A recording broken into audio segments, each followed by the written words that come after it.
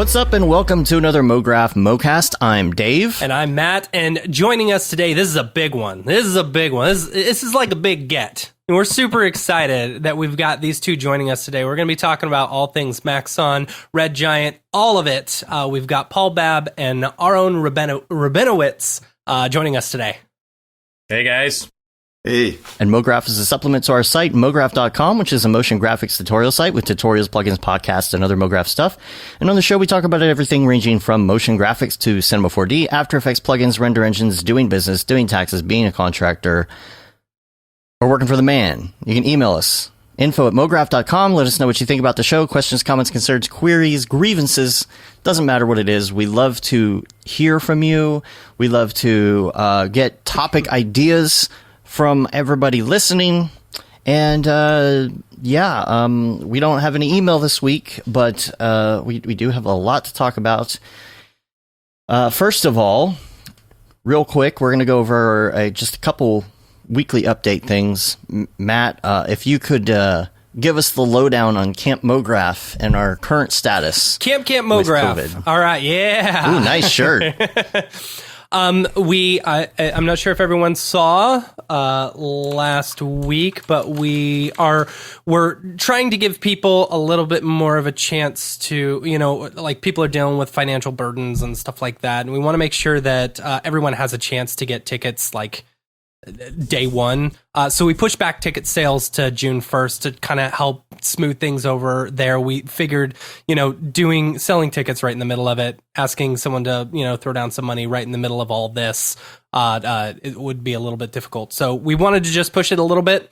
If you want, you can sign up campmograph.com to get any newsletters or anything like that. But we're super excited. Everything's still on as of right now. So, unless we have a new date. We have, right? The new date for the ticket sales is June 1st. So if anything changes, we'll make sure and let everyone know. But as far as other Camp Mograph, just a big shout out to all of our sponsors. Our village level sponsors, Maxon, Video Copilot, and Otoy. Our gold level sponsors, Minimal Massive and Grayscale Gorilla, and our bronze sponsorships, A Scripts, A Plugins, and School of Motion. So thanks to everyone who is involved. They're helping keep your tickets low. You're keeping your ticket prices low. Thanks to them. So give them a big shout out. Thank you, Paul. Yeah. Yeah, it also helps a little bit with people who are at home right now and need to give their boss a little convincing that they need to pay to go somewhere. Right now, it'd be a hard time to do that convincing. So get everybody out on an even playing field. We're just going to wait a little bit there. Yep. So other things, let's see, this Sunday. So mark your calendars. We've got a week of Mography things going on from different people. So there's going to be streams and things going on everywhere. So this week is the virtual NAB that Maxon is going to be doing next week. This on the 20th. That's right. Yeah. I'm already in next week. Right, I know you are. 420. We're going to start off this Sunday with Swarovski. We're going to have a live special, not necessarily a podcast. Yeah. We're going to premiere the big reveal of the FITC titles and take questions and things like that. Swarovski created those. So we'll have some people on from Swarovski, as well as after that, the next morning, before the NAB shenanigans start, there will be a Monday meeting where a whole bunch more people involved in that project will come on, and they'll take questions and things like that. So make sure you check that out. And as soon as that is over, just flip on over to the Maxon stream, c4dlive.com, and check that out. We've got some great shows coming up. I know that like the Octane 2020 presentation is out and all of that. Yeah, the GDC 2021 that Jules did. Yeah, which is like an hour 45 or something like that. I had to take two sittings in that one to finish it. Right. I know. I haven't even gone through it yet and taken notes, but we are going to talk about that in a couple weeks because he's going to be on the show. So stay tuned for that. Let's see. Did we cover all the things? Next week, because we are going to be working on all these different streams and things like that, we will be doing not necessarily a rerun. I guess that's not It's a rerun. but we're taking one of our late night streams that we did that's not a podcast and turning that into the podcast. So if you haven't heard that, you'll get to check that out. We're going to take a week off because we got a lot of other streaming to do. And I think that pretty much covers it. So we are going to first of all, let's talk about next week. Let's talk about the live stream and what to expect. Paul? Oh, you want to leave that up to me? I thought you guys were going to tell everybody. Well, I was going to say, what is super interesting, I think, about this time with the C4D Live stuff is that with the merger of Maxon and Red Giant, we not only have Maxon people presenting or people using Cinema 4D, but we've also got a bunch of people from Red Giant presenting as well.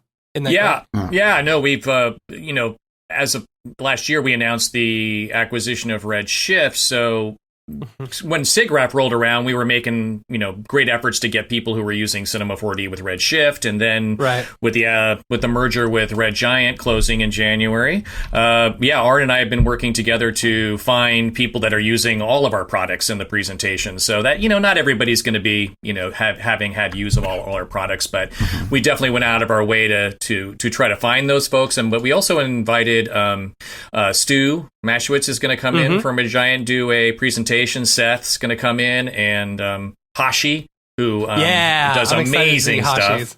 Yeah, looking forward to that one myself.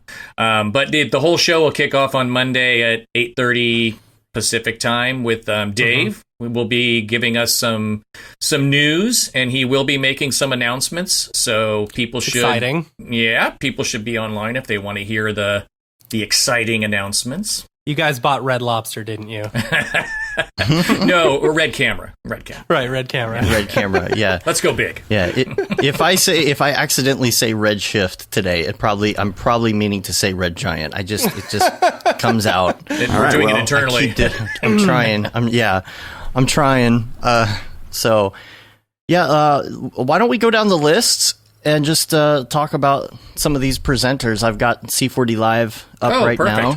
Yeah, I mean, Dave is going to be followed by Andrew Kramer, I believe, which is a nice little ad there. He came on at the last minute. Very excited about having Andrew join us. He's always got some interesting stuff to share. Yes, he does. Who else we got coming up after that? Let me get that. Andy. It's in alphabetical order, but well, if I go by schedule. Let's see. Then Angie Ferret's going to come on, and she's doing some great stuff with cool. some FUI, some fictional user or future user interface type of stuff. Angie's great. Yeah, she's got some great stuff, and I think that she's got stuff from Batman, Supergirl, Flash. Rock on. A lot of really great, cool stuff. And then, wow, what a great lineup we've got that day. Daniel Hashimoto, Hashi. I'm going to let Aaron talk about Hashi. Yeah, I mean, you guys have seen his stuff. Hashi is, he used to work at DreamWorks, and somehow magically convinced him after he started, he left DreamWorks and was doing a lot of cool stuff on his YouTube channel and also working on feature films, and somehow convinced him to come work with us for part of the week, every week, and he's just been amazing. Like, that guy just makes me angry about how fast and how good he is at doing that stuff. I'm just glad he's on our team, That's it. Is he VFX dad? Or action movie kid. That's what it is. Yeah, action movie kid. Like I've followed his career for a little while. Like his stuff is really good.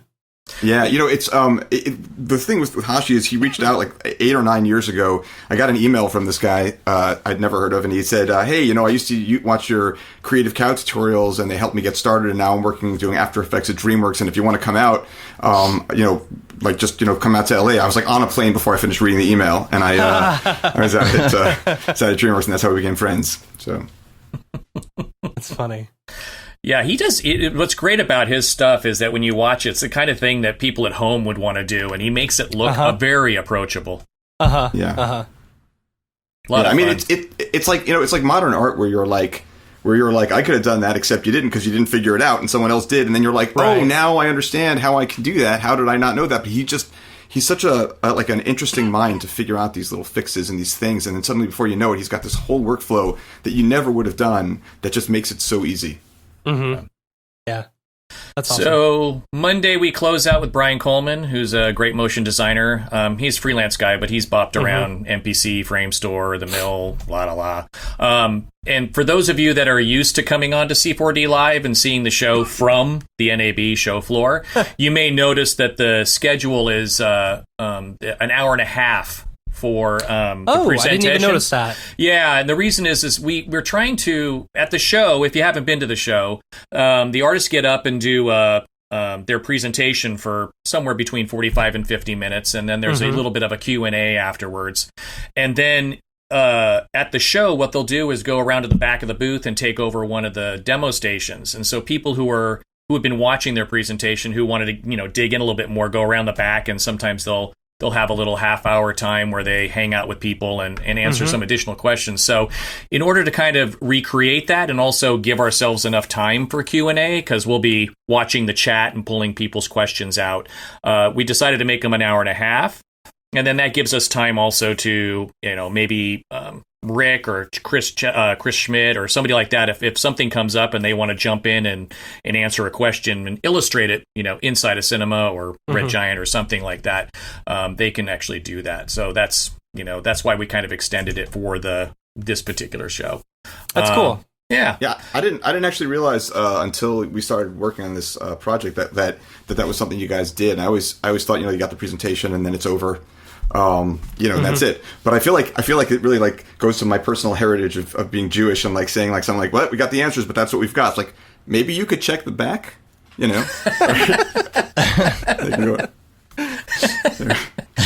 Is that the back of the bock?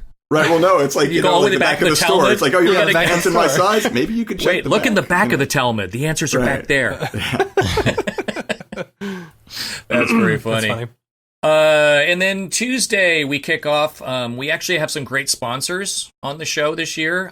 We got some companies who, they've been sponsors in the past, but it's a bigger deal this year because it's all online. So Dell, Unreal, NVIDIA, I believe HP is coming on as well this week. But on Tuesday we kick off the day with a quick half-hour presentation from Andy Blondin of Unreal, of Epic, who's going to show some of the workflow with Unreal and Cinema 4D. Kind of cool. That's fun. That's cool.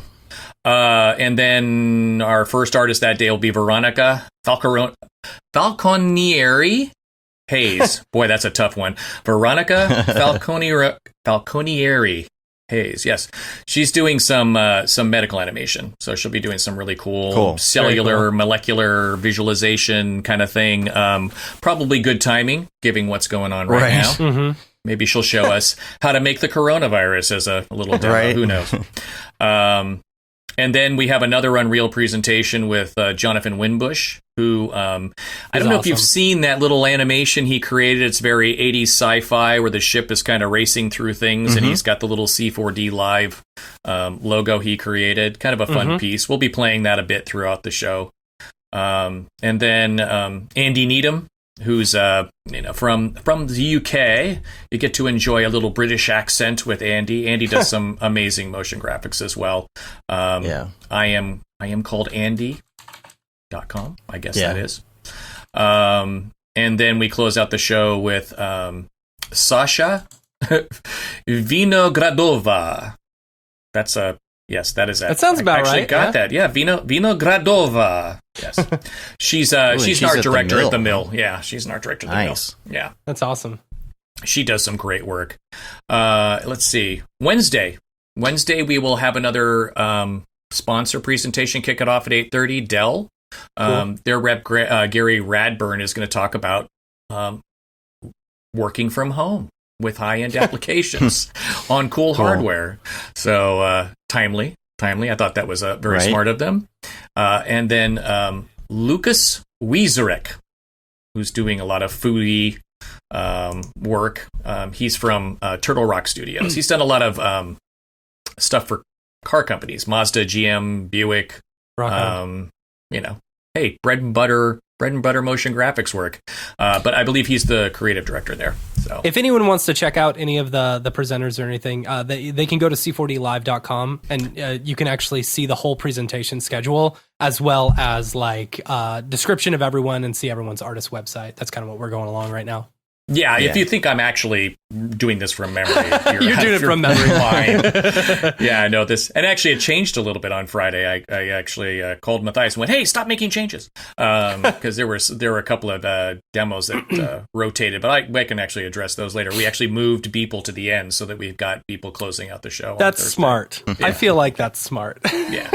Yes. Well, yeah, because when all of the streaming platforms take all the videos down because he's just so, Right. off the wall, then at least Now, it's at the end, right? Here's a question. Is anyone going to be emceeing with Beeple like they normally, Yeah. like what normally happens at like SIGGRAPH or NAB?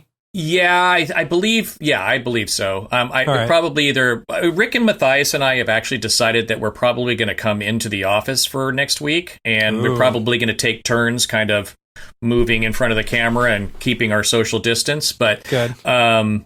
It's a different way of doing the show, but it's a long day, and we figured it might be better if we kind of share the duty of keeping it going. And Yes. some technical questions might come up, and Rick is a product manager, a senior product manager now for Cinema 4D. So, and if you know Rick, he knows the insides and outs of Cinema 4D. Wrote ArtSmart. He wrote most of the plugins on Cineversity. So, having him be able to jump in and maybe illustrate something, and then also Chris Schmidt, we were going to have kind of ready on the side. But as far as Beeple's concerned, the idea behind putting him last on the last day was, he's going to go long. So Yeah. Yes. I don't know. I feel like anytime he does one of these presentations, he's just like, screw it, I want to get this over with as fast as I can. He hates live. He hates live. Yeah, he really does. But if you get him talking, he'll that'll. Yeah. I mean, but part of the pleasure of that is watching him be a little uncomfortable with that. Yeah, Like, that's true. Yes. That is Right. definitely true.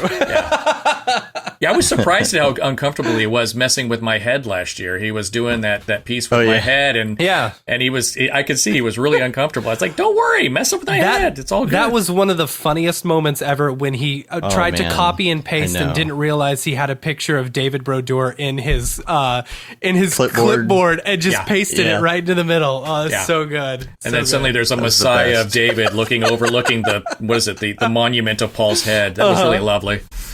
Paul Babb's crabs or something like Yeah, that. that's right. I got crabs too David on my Babb's face. crabs. Let's see. Wednesday. Then we have Penelope. Yeah. Niederlander, who does some amazing work. She's going to do some Sketch and Tune stuff. Cool. And then Chris Sweet. Schmidt will come on, and we all know and love Chris. He's going to do some really fun stuff with some ragdoll characters.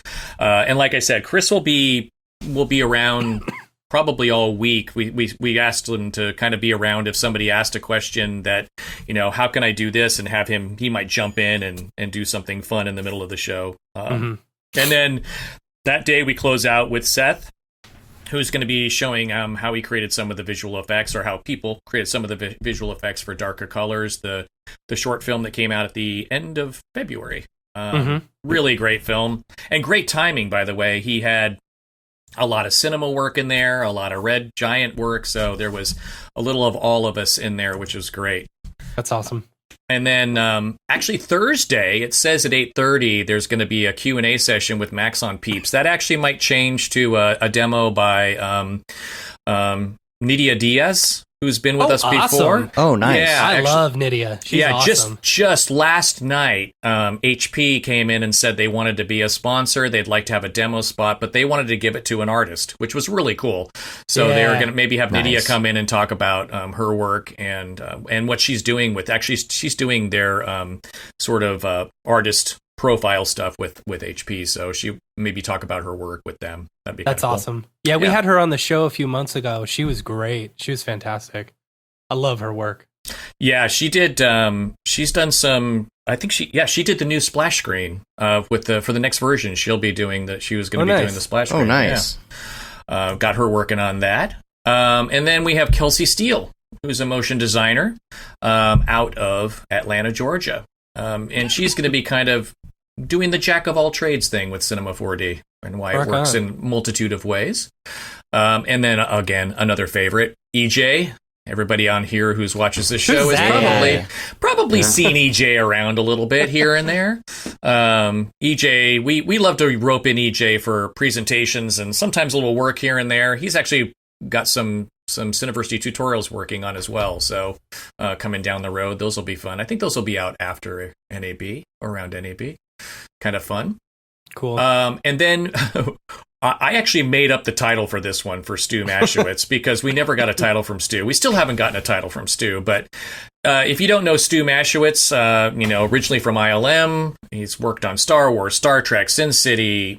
He was one of the founders of The Orphanage, that the group of guys that broke off from the Mac Rebel unit at ILM and started The Orphanage. He's just incredible. Amazing guy. Looking forward to seeing what he's going to do. And then we slipped in last week Joey Camacho, who's going to be doing a little cinema with Redshift. Yeah. And as I said, the show ends with Beeple. That's my title. Beeple Daily's Creativity Madness. Beeple will be on. And who knows how long that will go, but we're going to let him go as long as he wants and then some. I don't know, my first meeting with Beeple, the first time I ever met him in person, it was like shocking because he was just this guy wearing a white button-down shirt and khakis. Yep. He had just come from meeting a client, and I was like, that is not right. Like, I did not, in a million years, did not expect that. But we always we always joke that he dresses like an accountant. Yeah. You're wondering which one's Beeple, just look for the accountant. That's probably him. Yeah. Well, on Facebook too, he's very much the family guy. On his personal Facebook thing, he's completely does not his work does not come into his personal Facebook at all. It's all it's all the family, and it's all just nice to see. Yeah, no Buzz Lightyear, naked Buzz Lightyears. I don't even want to describe some. I mean, that would be a rating right there, describing some of his pictures.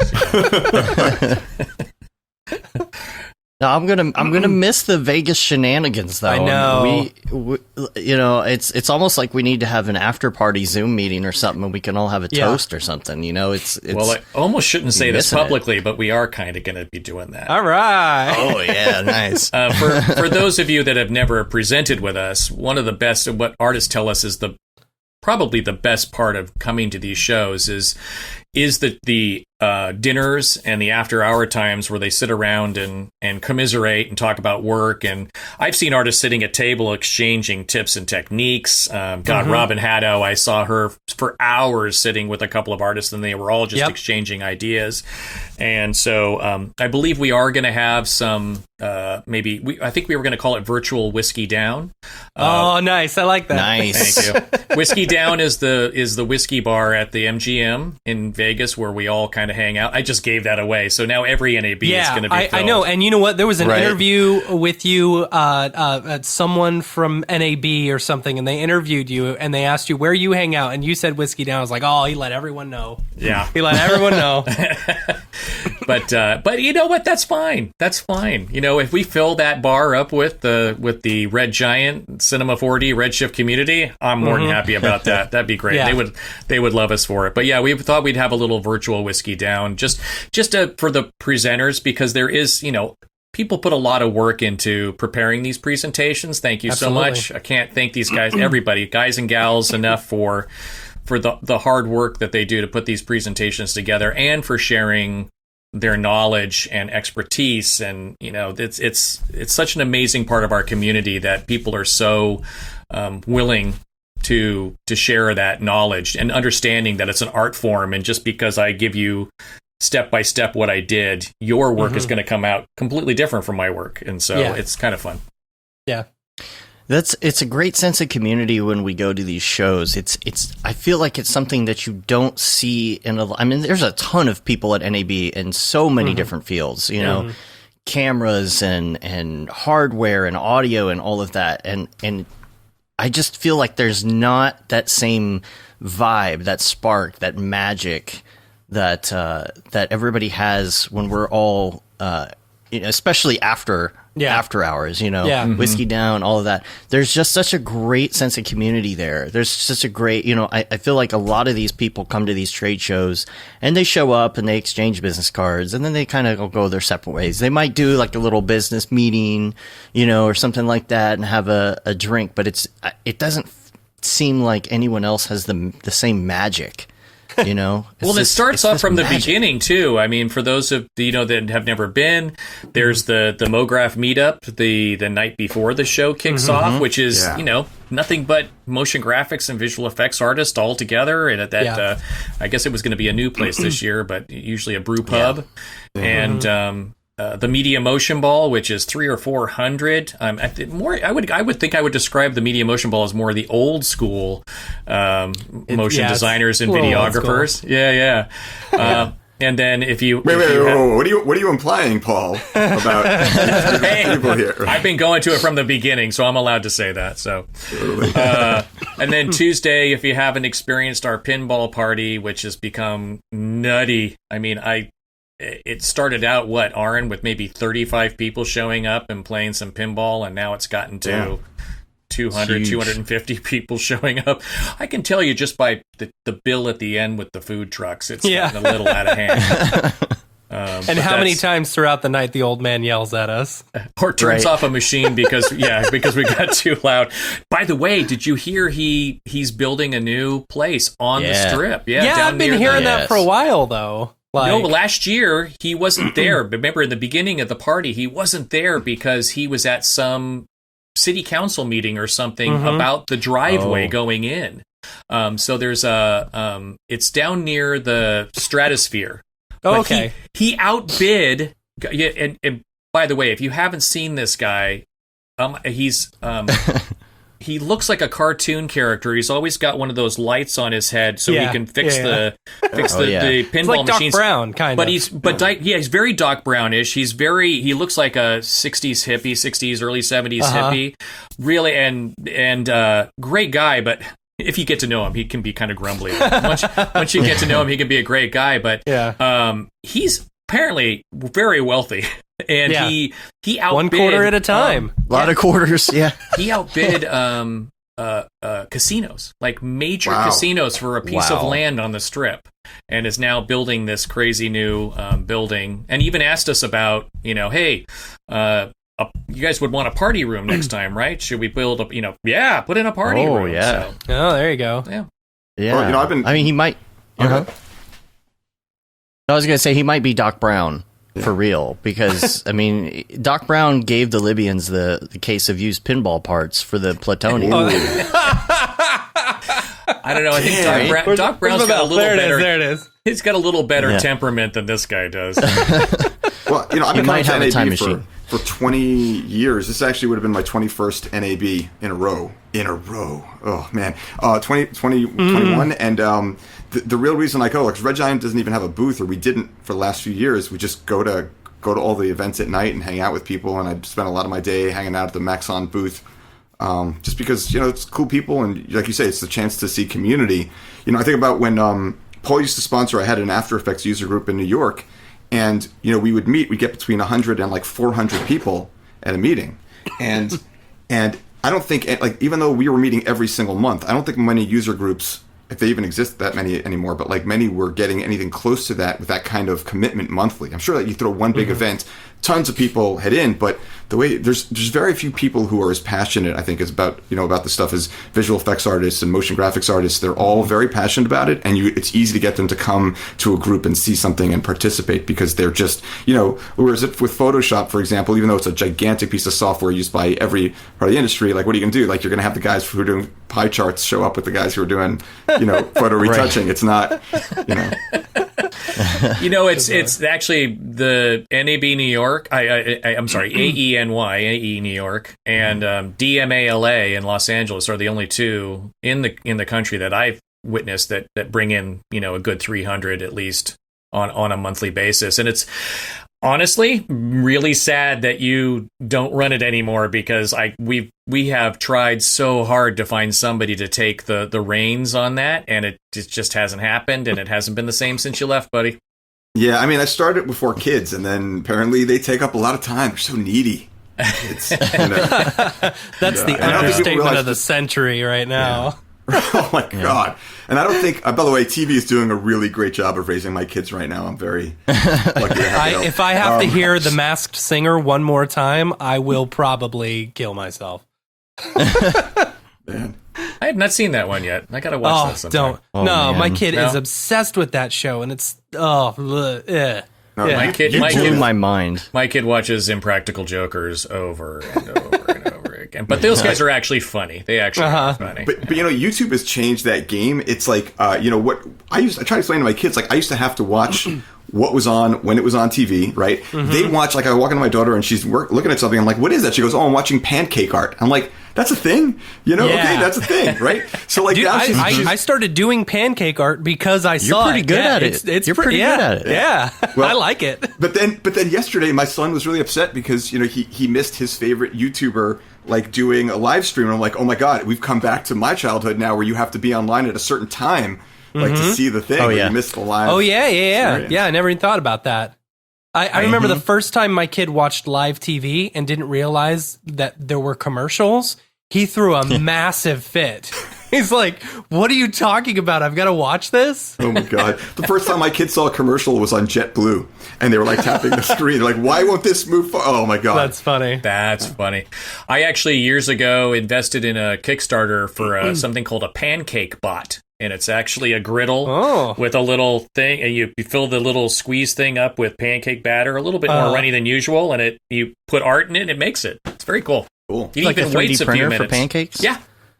Oh, that's awesome. Yeah. How are the two of you dealing with the homeschooling right now? Killing me. I mean, we're on break right now for the Passover sort of spring break, but a couple of weeks leading up to that, they're murder, man. I'm not equipped. There's a reason I offload my kids every day to a school.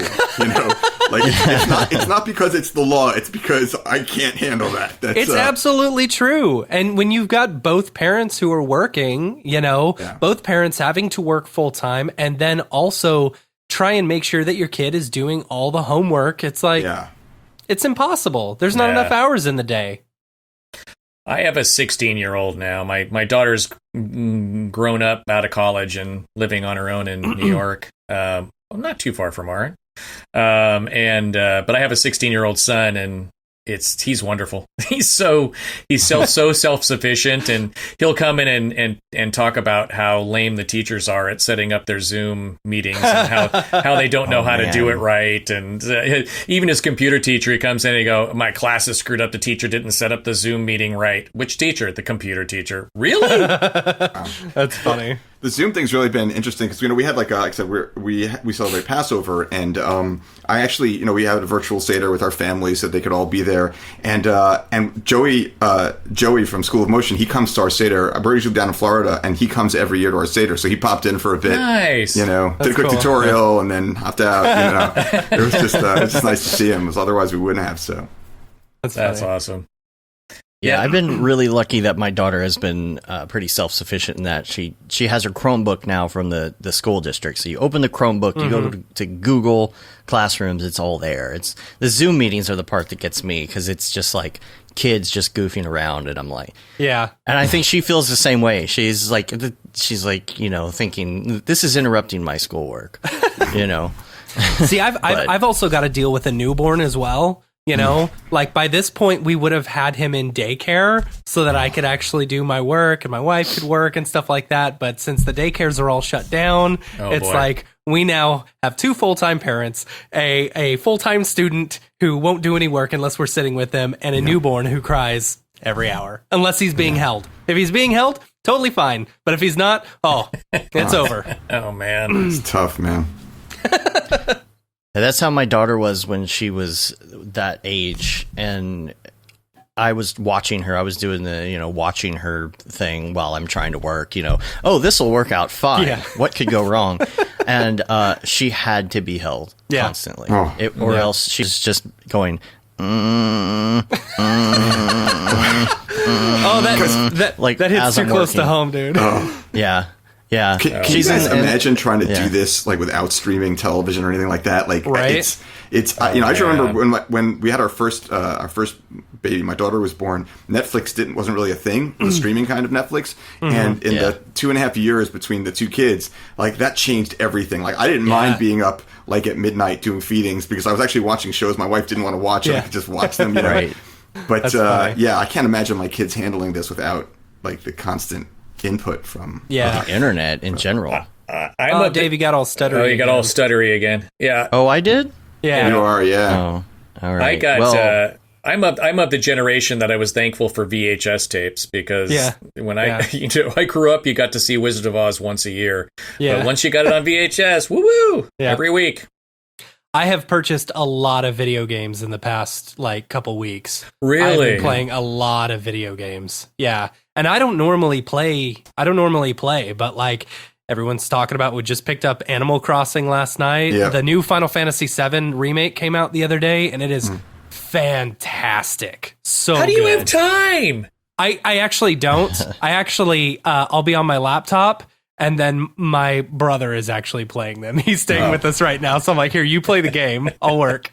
I was going to say, you were talking about the babies and the schooling and the job and this. Yep.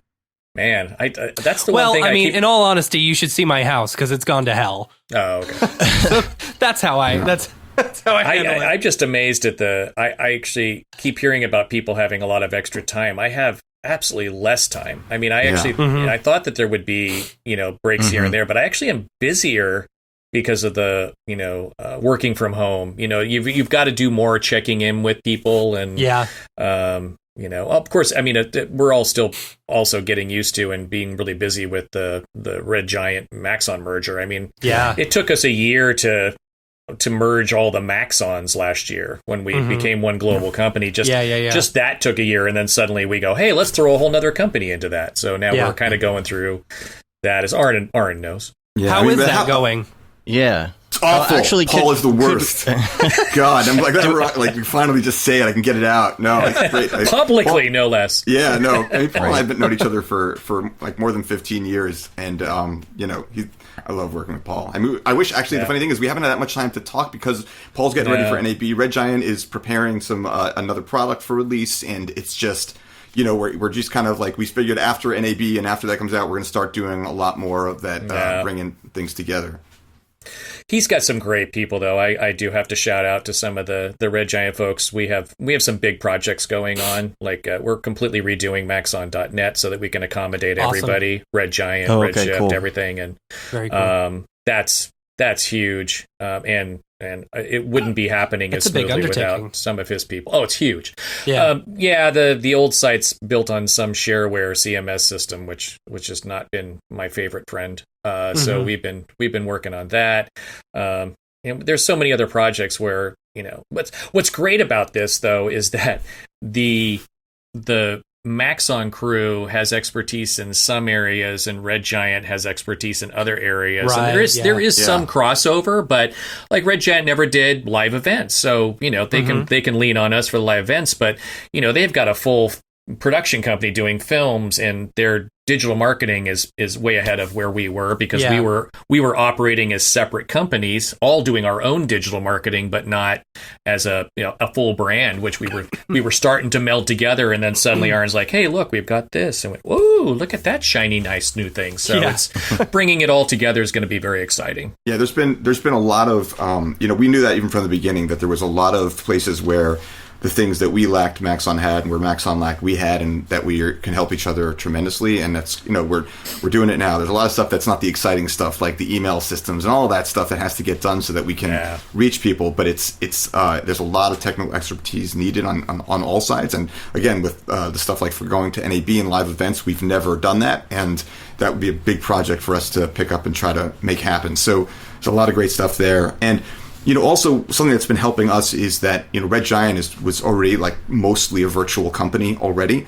So I happen to work in an office. I'm sitting in a bedroom in my house because I haven't left here in like 3.5 weeks. But but usually I have an office that I work from. I drop my kids off at school and walk five minutes to my office. But most people who are not QA and support, who are in one center, most other people are working from home already. So the real challenge here is the kids, and suddenly having to, like you say, like parent kids while you're working. But we're used to the kind of the setup that we have with working from home, so that's been helpful in sort of keeping a lot of the work that we need to get done going.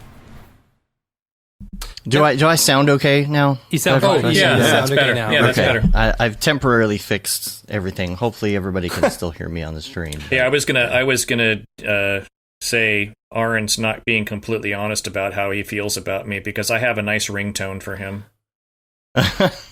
When do you want me to call you right now so people can hear it? Yeah. All right. All right, oh wait. Let me turn my ringer off so I wouldn't be disturbed. It's Darth during Vader, the show. isn't it? Okay. No. Paul Babb Mobile. Here we go. All right. Here we go.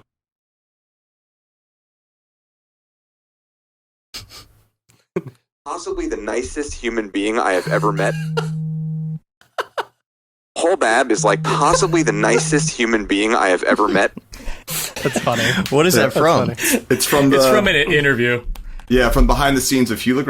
I think we did we like the film that I shot with David Hewlett, and Paul was in it, and I talk about him in behind the scenes. So I saved that. So anytime he texts me or calls me, that's what I get to hear. It's such an uplifting thing. I don't know.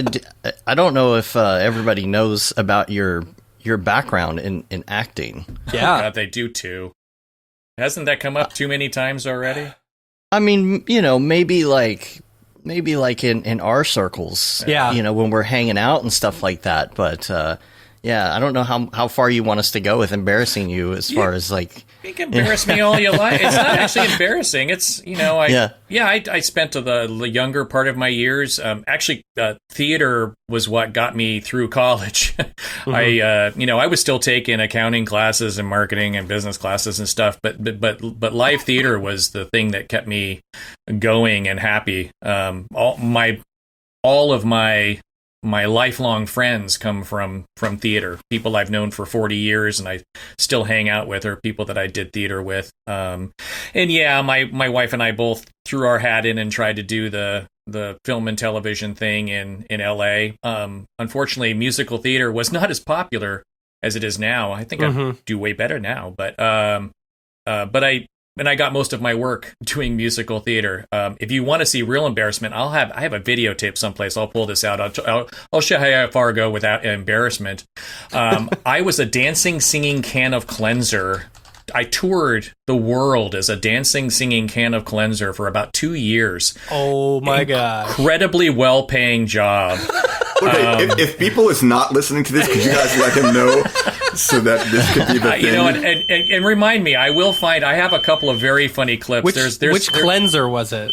Yeah. It was for a multi-level marketing company called Shackley. I don't know if they're kind of like an Amway type of thing. Mm-hmm.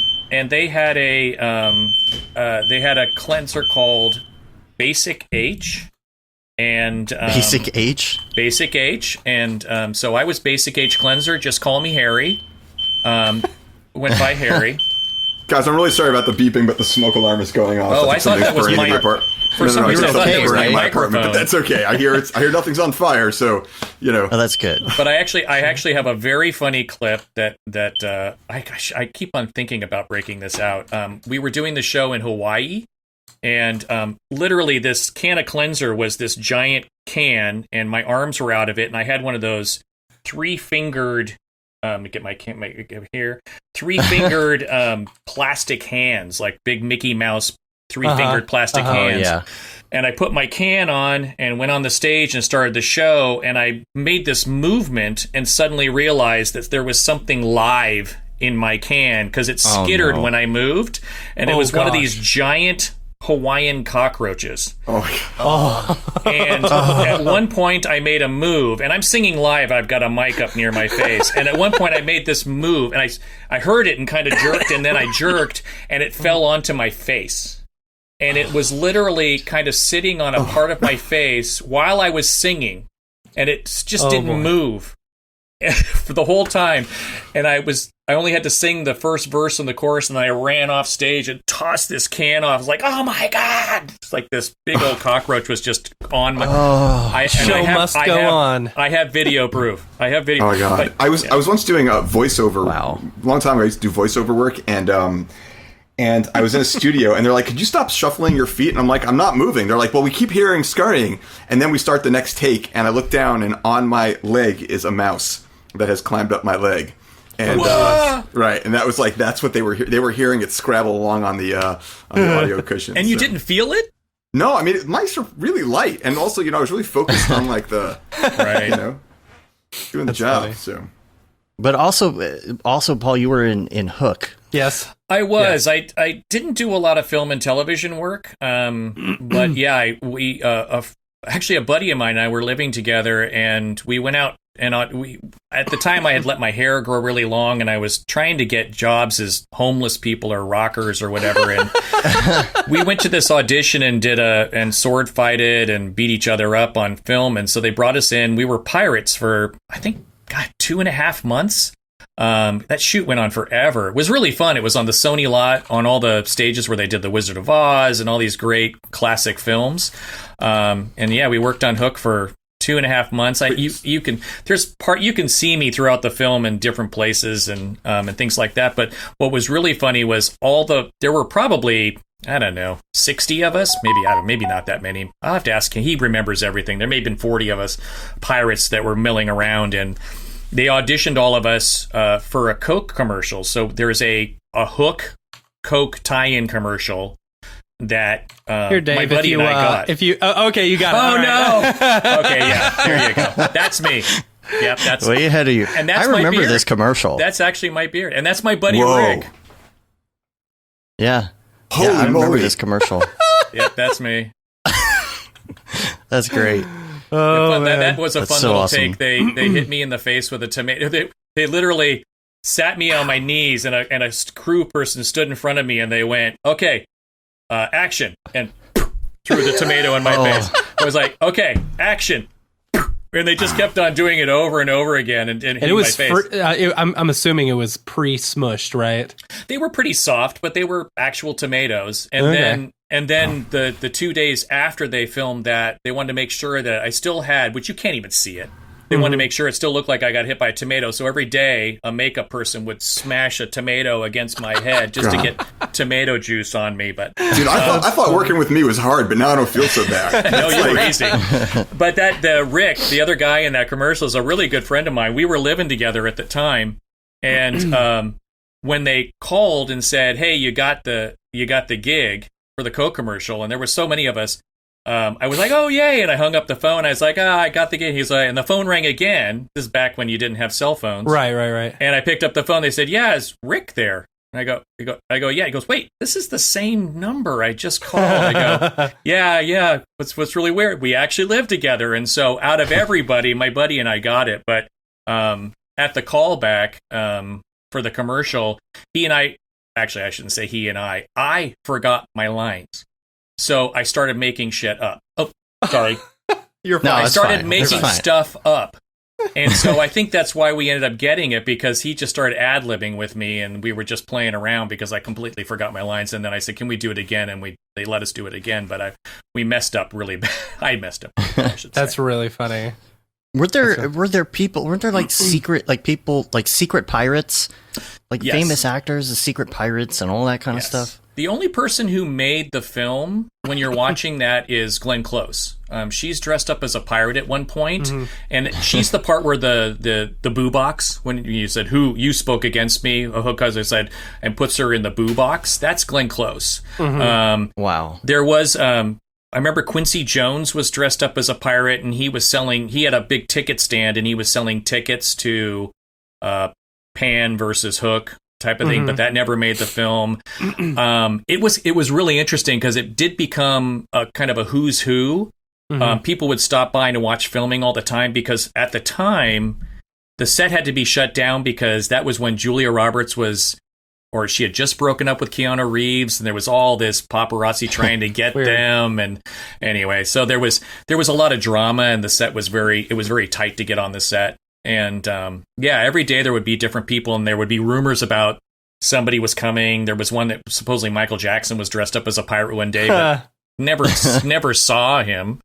And then Winona Ryder. It was just really interesting. Every day there would be people on the set coming in, and of course, just watching Robin Williams go off every few minutes on set, because the man can't help himself, was so much fun. Just a blast. He was just such a blast to watch. And the original was a musical, right? Yes, you knew that. Yeah, I actually have a cassette tape of some of the music. And a little trivia thing, they had me play stand-up bass in a little pirate band, and so they made me join the musicians union, because I had to play the stand-up bass during some of the musical numbers.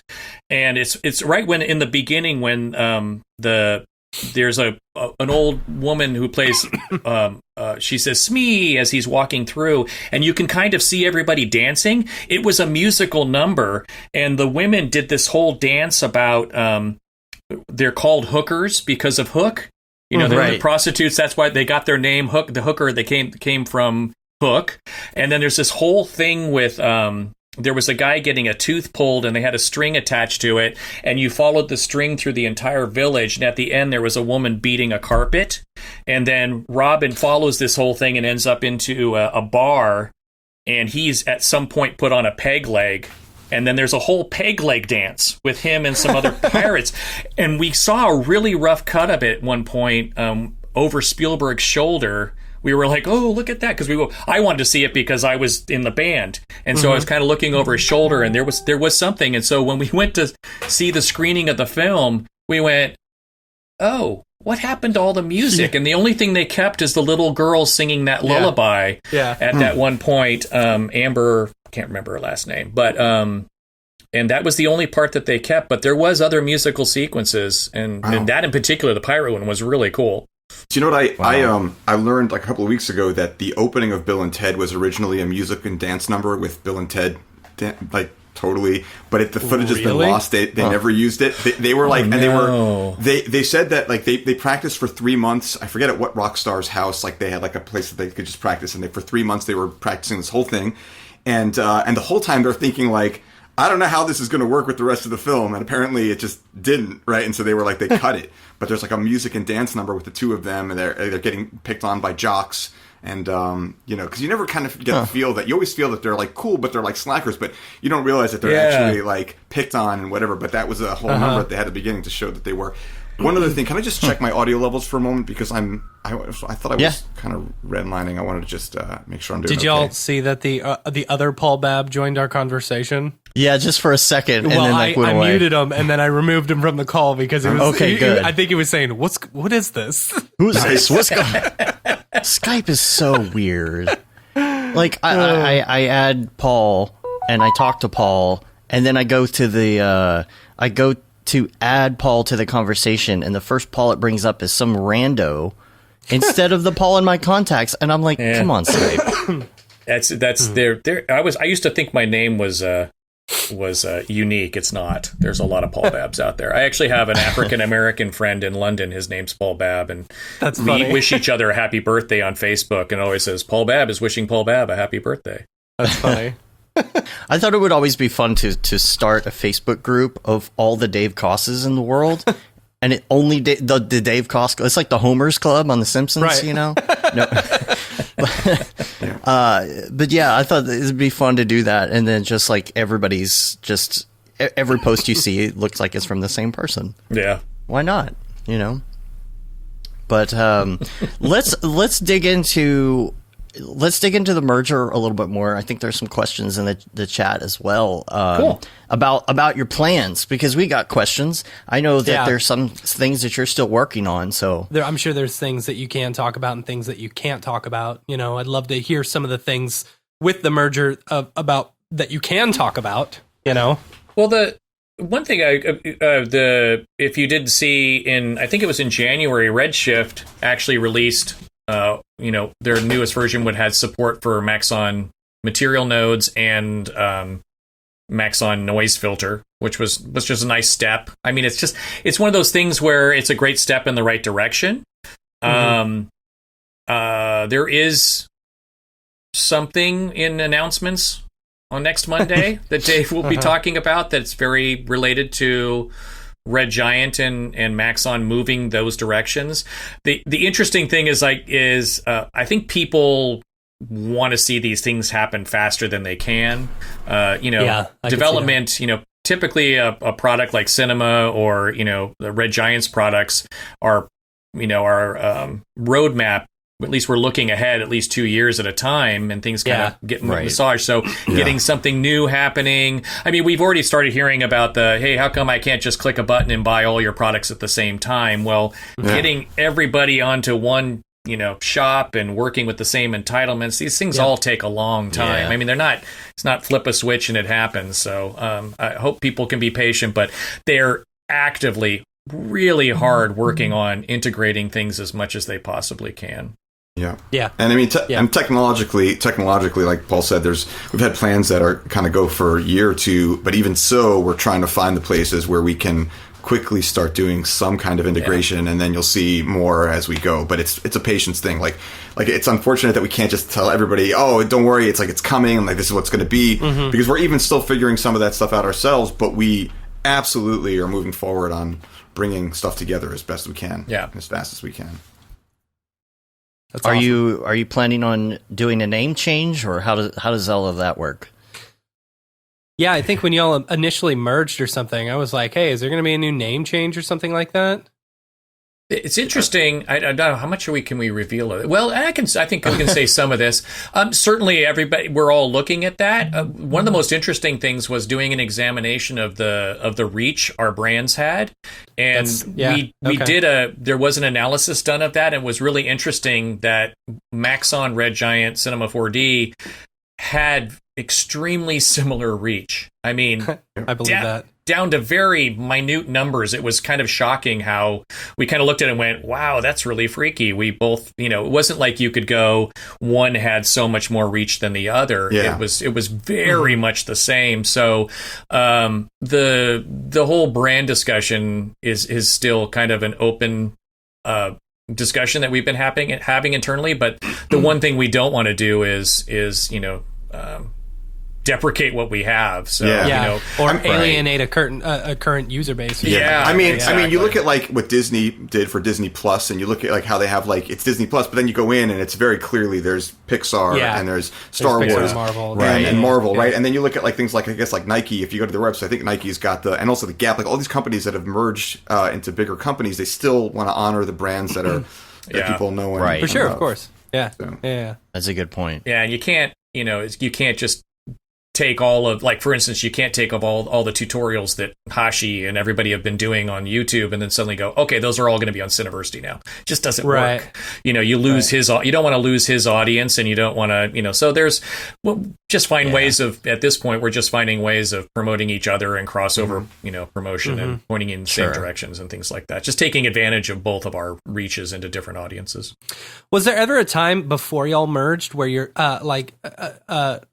whenever, say you were working on something, you're like, oh man, if we could just somehow incorporate some of these Cinema 4D things, or Paul, if you were like, oh man, if we could just steal this from Red Giant, or something like that. We've been sort of giving each other companies software forever, passing stuff like that, to anybody who needs for demos. And a lot of the artists who've been always showing up to the Maxon booth are using trap code along with Cinema 4D. It's just really natural.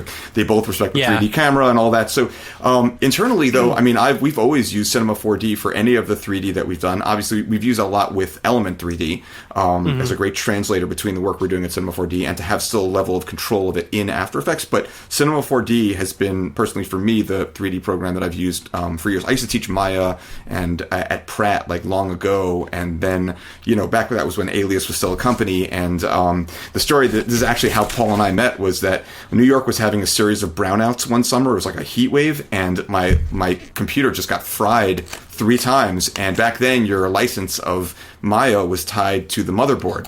And so I reached out to Alias several times, and they at the 3rd time they didn't want to give me a license because they thought I was pulling some kind of scam. And I had to have Box Technologies write them a letter explaining that they were servicing my computer. And then I was just like, like this is, I can't deal with it. Like, I'm a teacher and they're fighting me on this. And I went to Seagraph and I walked up to Paul at the Maxon booth and I said, hey, so this is the crap I'm going through with Alias. And Paul's like, here, have Cinema 4D, and be like a licensed Cinema 4D. And we've been friends ever since, which tells you a lot about how I make friends, with three things. But also, I remember saying, like, I was so angry at the guys on Alias. I said, you know what, in a year from now, you guys are just going to be gone. And I was wrong, because it was like a half a year. But, like, the point was that, like, that attitude of, like, of being not like, we're Harvard, we don't need you. Whereas Maxon and Cinema 4D have always been the most approachable. Like, you want to do simple things, they're simple in Cinema 4D. You want to do simple things in any of those other programs, I found them to be so much more complicated that, like, making the move over to Cinema 4D was just, like, a delight. And we've been using it. I've been using it ever since, and at Red Giant we use it for all of our 3D. Yeah, awesome. He actually paid me back after we merged. He sent me a gift in exchange, so he got this for me. Oh, ooh, sound effects. Oh yeah, no, it's. Oh wow, and it does this too. Motion sensor. Yeah, man. Yeah, that's from a French company. And you can actually control it with your camera, change the color of the light and everything. It's really cool. That's cool. Yeah, that's cool. It's the name of the company that I got that's from Solari. They're a French company that they started making these lightsabers this year. So that's cool. Nice. Very cool. The other thing too is actually in the old for years, Aaron and I have been talking. How can we work together? We've had so many meetings at trade shows. He actually brought me over shortly after you guys, I think, brought on Chad. The CEO of Red Giant, he brought me over and we sat down and he said it. He goes, "How can we work together? We're you guys are like us. We've got the community. We got that same kind of feel. We should be doing something together." So it's actually been a conversation that's happened for quite a while. Even shortly before, I think about 6 months before the original 3 owners of Maxon retired and we became a global company, there was a discussion with Redshift and Red Giant. I just did it. I just did it. Yeah. Red Giant, and I think at that time I had a conversation with Chad, and he was saying, "Hey, we should do something together." And we had that conversation for a good 5 years, I think, before this all happened. So when they said this is happening, I went, "Well, of course it is. That makes sense." Well, of course. Yeah, I think one of the biggest speculations, and this is a question in the chat, is will we see post effects and things like that in Cinema 4D? Well, that would make perfect sense, wouldn't it? Yeah, I mean, it would make a lot of sense. Yeah, I mean, Blink all these twice, things make perfect sense, and I certainly, you can't, anything that makes perfect sense, that the development team's looking at. Absolutely. Right. Cool. When and That's how awesome. and all that kind of stuff. Yeah, it's interesting that you bring up like the 2-year timeline or something, because there are things that I've requested to Bernd or Rick over the years, and they're like, "Oh, I'm already working on version 25 or something like that, way ahead." And it's like that makes a lot of sense, because I mean, y'all just did the merger not too long ago. You can't have necessarily groundbreaking stuff all immediately. I'm sure there are plans, and I'm very excited to see what comes up.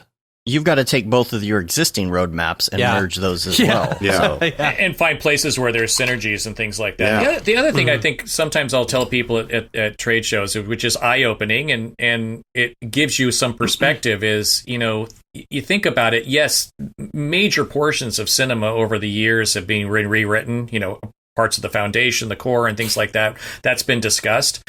But you're talking about millions of lines of code, because Maxon's been around for 30 years and cinema's been around for, 28 or something ridiculous. So, there are parts of the program that, people haven't touched, or somebody else wrote. And you got to think about that when you go to rewrite a section or you go to work, pull something together.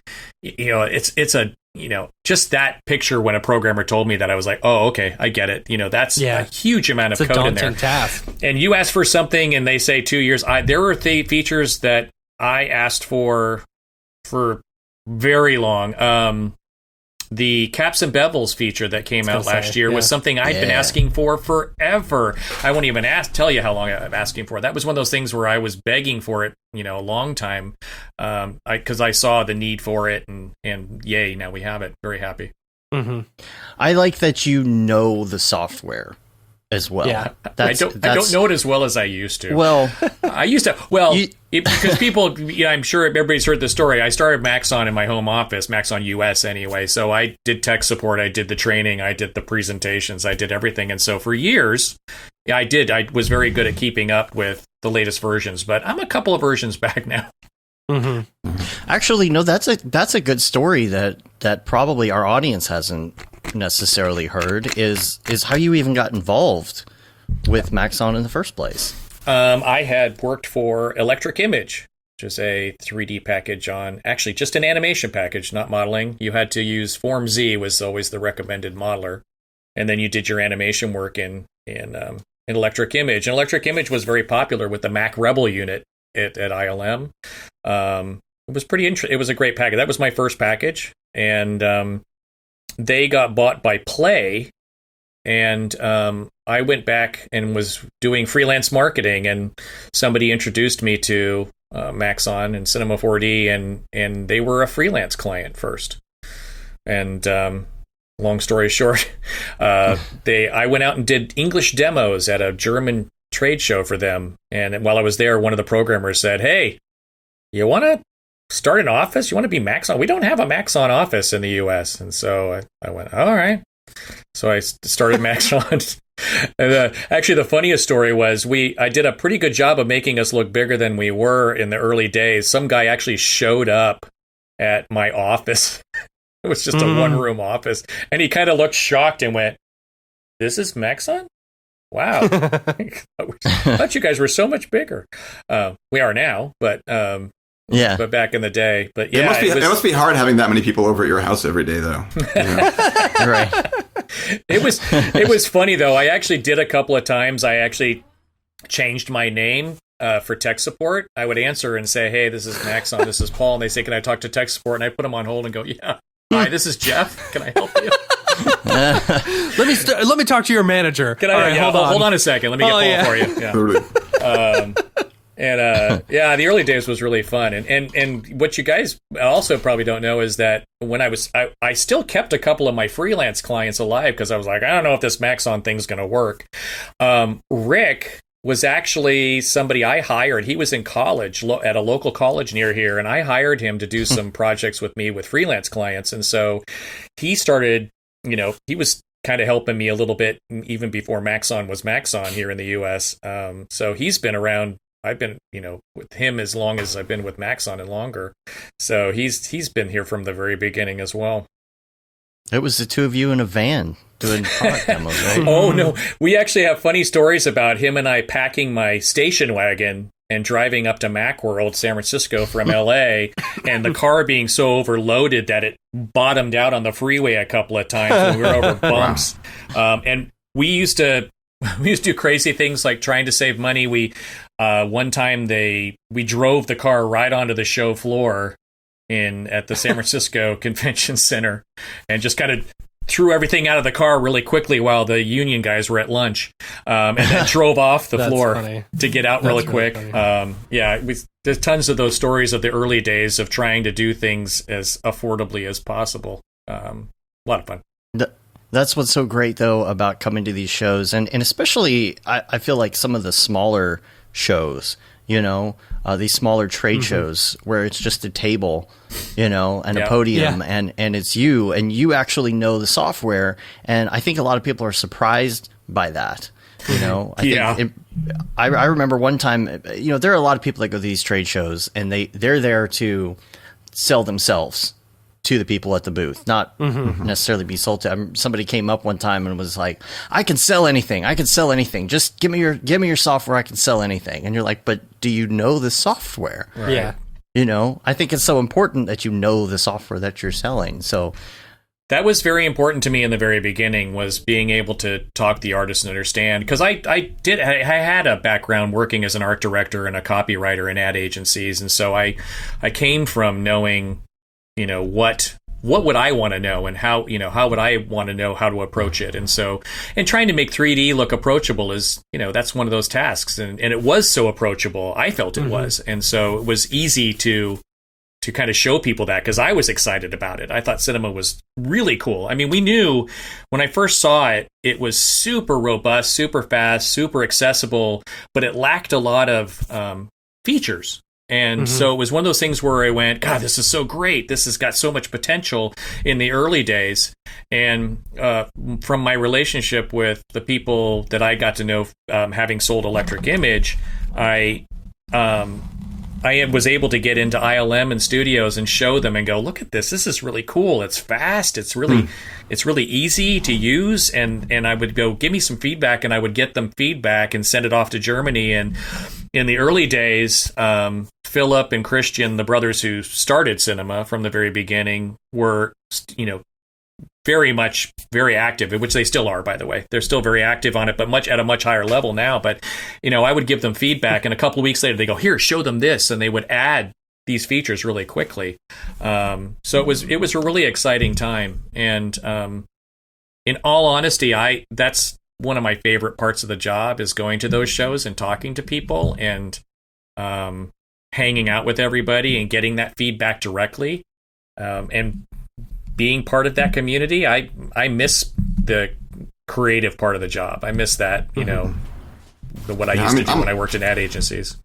Yeah, I'm lucky because I spend so much time, even doing what I do at Red Giant, I still spend so much time in After Effects, and especially around a product launch, I'm really digging deep. Like right before this interview, I was just trying to crank out a render on my laptop because I'm working from home, but it's I love it, and I find that there's also there's this great moment in time before a new product is released where I'm one of a handful of people that know more about it than anyone in the world, right? So I get to sound really smart when it's released, right? But I'm also using it, and the great thing is as we're testing it, we're trying to just create marketing materials, the most mundane thing, we're just trying to make it so we can sell it. But as we're making stuff, we discover either bugs or more likely things are oh, wouldn't it be cool if it could? And then we go back to the product team, and if there's enough time between now and launch, they'll add something or they'll change something just so that we can have this product that really will fit an actual workflow.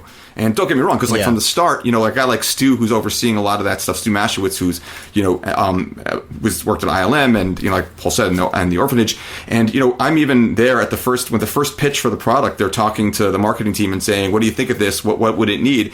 And so we get to have input at the beginning and at the end, and that's a big part of what makes those products as good as they are. Yeah. I mean, that and really good engineers and product managers, but I just mean we get to actually real users. Even our head of our product manager, she was a really high-end visual effects artist. So she really understands this stuff. And our product manager for Magic Bullet now, he's somebody who actually used it on jobs when he was doing creative work. So so many of us are people who are creative who have used this stuff and then translate that into the creation of the product itself. And I think that's what makes the difference with our companies is from other companies, is that we did all come from creative backgrounds, and we do have a passion for the artistic part of it. One of the interesting things about us merging together is you've got Arn and I both came in as basically the guys who are heading up marketing, and so the question with us was, hey, how are we going to split this up? Neither one of us wanted to be over the other one. We were kind of like, hey, I respect you. Hey, I respect you. Okay, so let's talk about how we can merge what we do. And one of the things that I said to Aaron was I was really jealous of the fact that he gets to be, part of, Red Giant Films. He gets that time to do that creative stuff. And, one of the things I said to him, I see his big thing with me is I work too much. You work too much. You've got too much focus on this crap. And I said to him, okay, well, my goal would be in a couple of years, I would love to be able to be more involved on the creative part of it again, be digging in and making content and be part of the process. And so that's one of my personal goals, is to get more involved in that. Fingers crossed. Yeah, I'm working on it. That's an interesting commute for the two of you as well. How often are you going back and forth? Right now, not at all. Well, before that, I've actually been making some pilgrimages to New York more often. I really, my daughter's out there. Obviously, I love to, so it's fun to go out and see her, and also every time I go out, I try to make some time and sit down, or Arna can sit down. But I actually love going out to New York. So once this all goes, gets calmed down, I definitely will be probably making my pilgrimage out there a couple of times, or at least 2 or 3 times a year, probably. And is the Red Giant headquarters? Is that in? That's not in New York, right? No, I'm the only one in New York. Red Giant's headquarters are in Portland, Oregon. Portland, That's Oregon. right. Yeah. That's what I thought. Yeah. That's awesome. Yeah. That's That's awesome. a great office there too. Doing our job to Beautiful keep city. things weird. That's what we do. Great place to have a camp. Yeah. Yeah. Of course, I'm sure I know the answer to this, but again, in the chat, the infamous tweet now from Dave about you've been heard. Yeah, Something like that. Yeah, Monday morning. Next Monday. Next Monday at 8:30. Sweet. Yeah. You've been heard. Yes. Yes.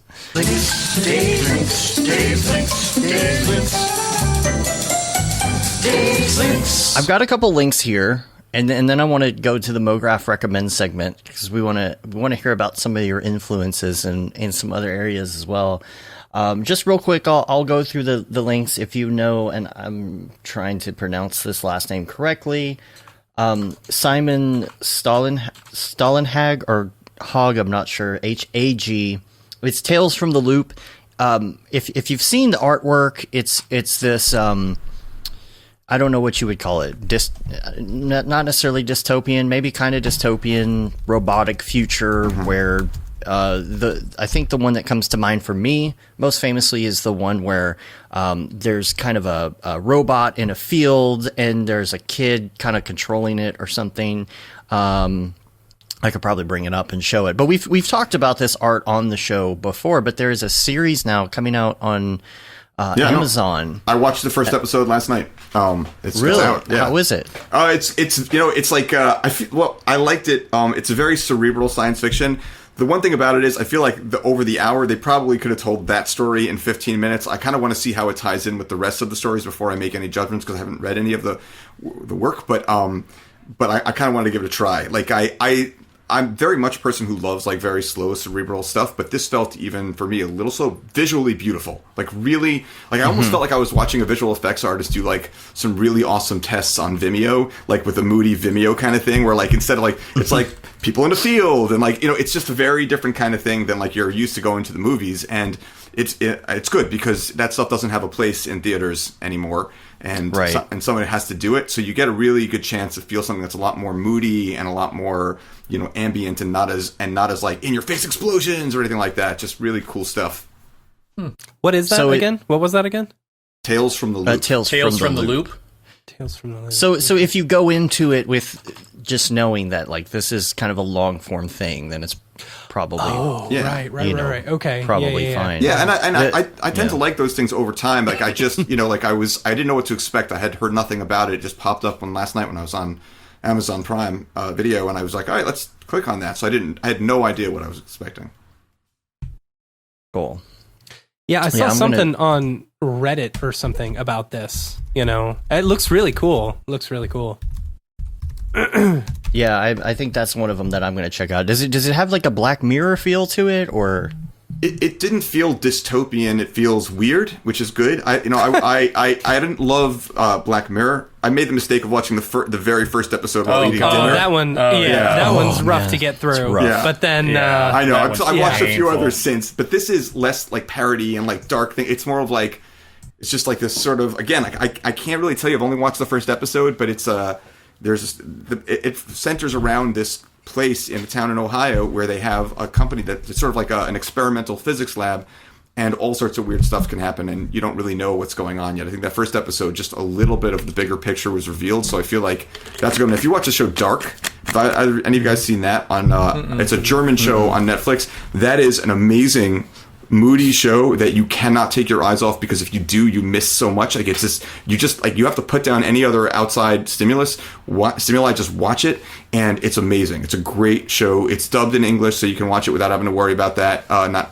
trying to keep up with subtitles. But it's a really good show to watch, and it's very different than anything I've seen anywhere.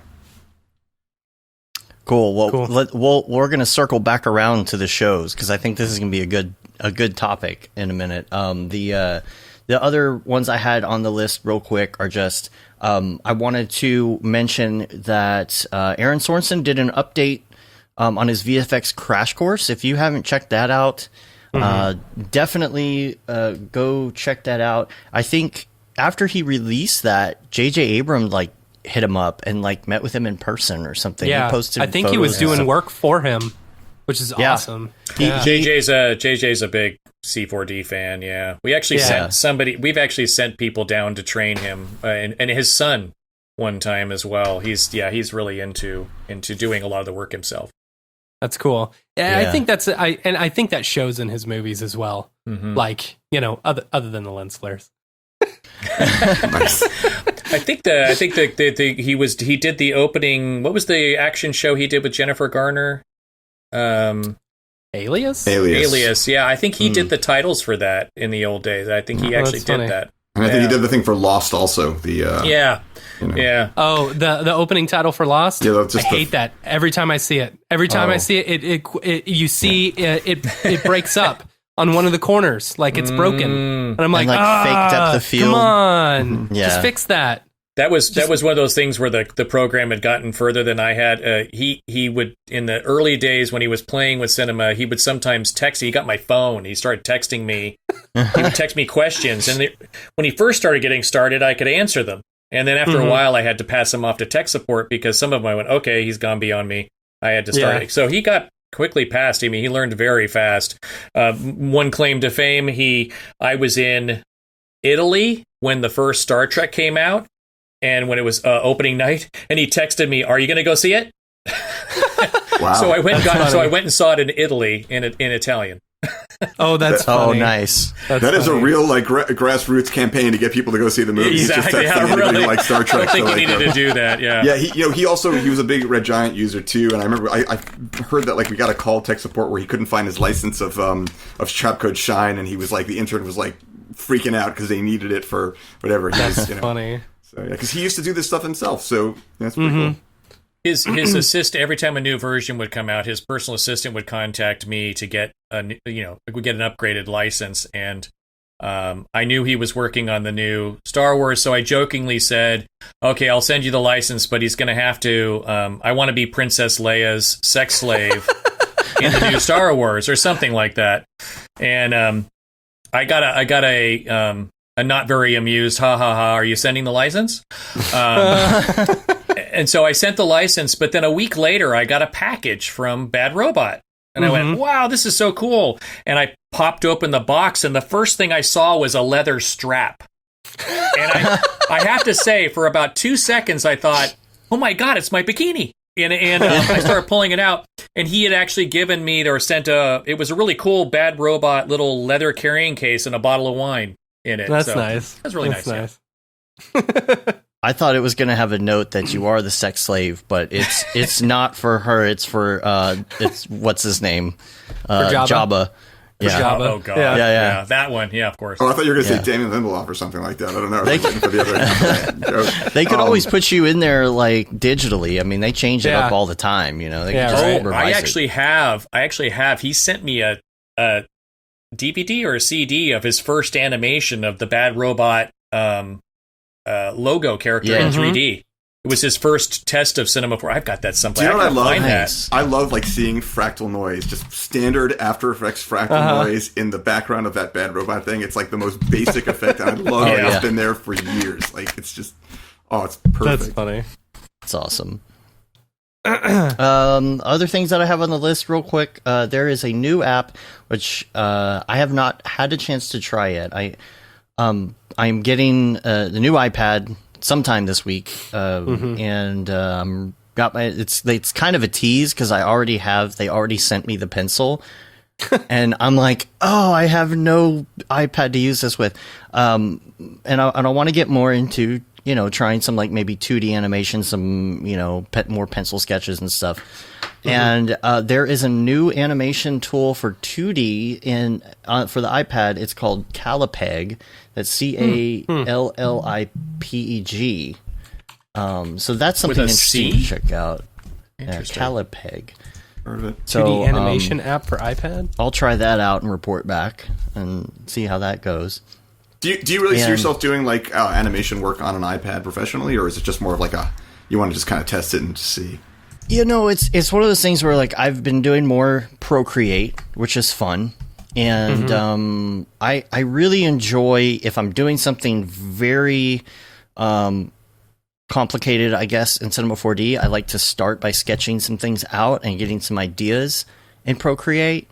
I think if I'm using the animation, it'll be more for like animatics, if that makes sense. Like animatics in 2D that I then take into After Effects, I chop it up, I maybe put audio on, figure out the timing, and then I bring it all, in the timing all into Cinema and start building. That's generally my workflow, and I think it's one of those things where we're going to see the progression of animation on the iPad get better and better over the years. So it's like this is kind of the groundwork right now. I've seen the integration with Procreate just like explode over the past year or so. Like it's amazing how many people are actually using Procreate in a professional environment now. Yeah, but it's still like a lot of it's like onion skinning, things like that. And I still feel like everybody does their finishing on the computer for the most part, on the desktop. Yeah. But it's it's getting back to the basics of your hand to the paper, with the Apple Pencil. That's the feeling that I enjoy, where I can just relax, sit in the chair and just sketch, and especially right now, it's kind of a good escape. Yeah. And it looks really cool. Looks really cool. Procreate is for me, it's helping me kind of go back to like artistic roots, and learn about brushes and color and things like that. And even like last week, I got into Substance Painter a little bit, taking some stuff from Cinema, going into Substance Painter, fooling around with it, bringing it back in, rendering it, things like that. And even when it comes to brushes and things like that, I feel like I'm getting a better understanding of some of that, because I'm more of a technical animator, technical 3D person, so it's helping me on that side. I think everybody has their balance of tech and, artistic side when they're doing this thing, and some are more heavy in one way than another. And I feel like that helps me because I'm more of a techie person to understand the art, I can totally take somebody's concept and technically make it happen, but if you give me a blank slate, it's tough. Yeah. So, lastly on the list, this morning, was it Billy who posted the select polygons? Yeah.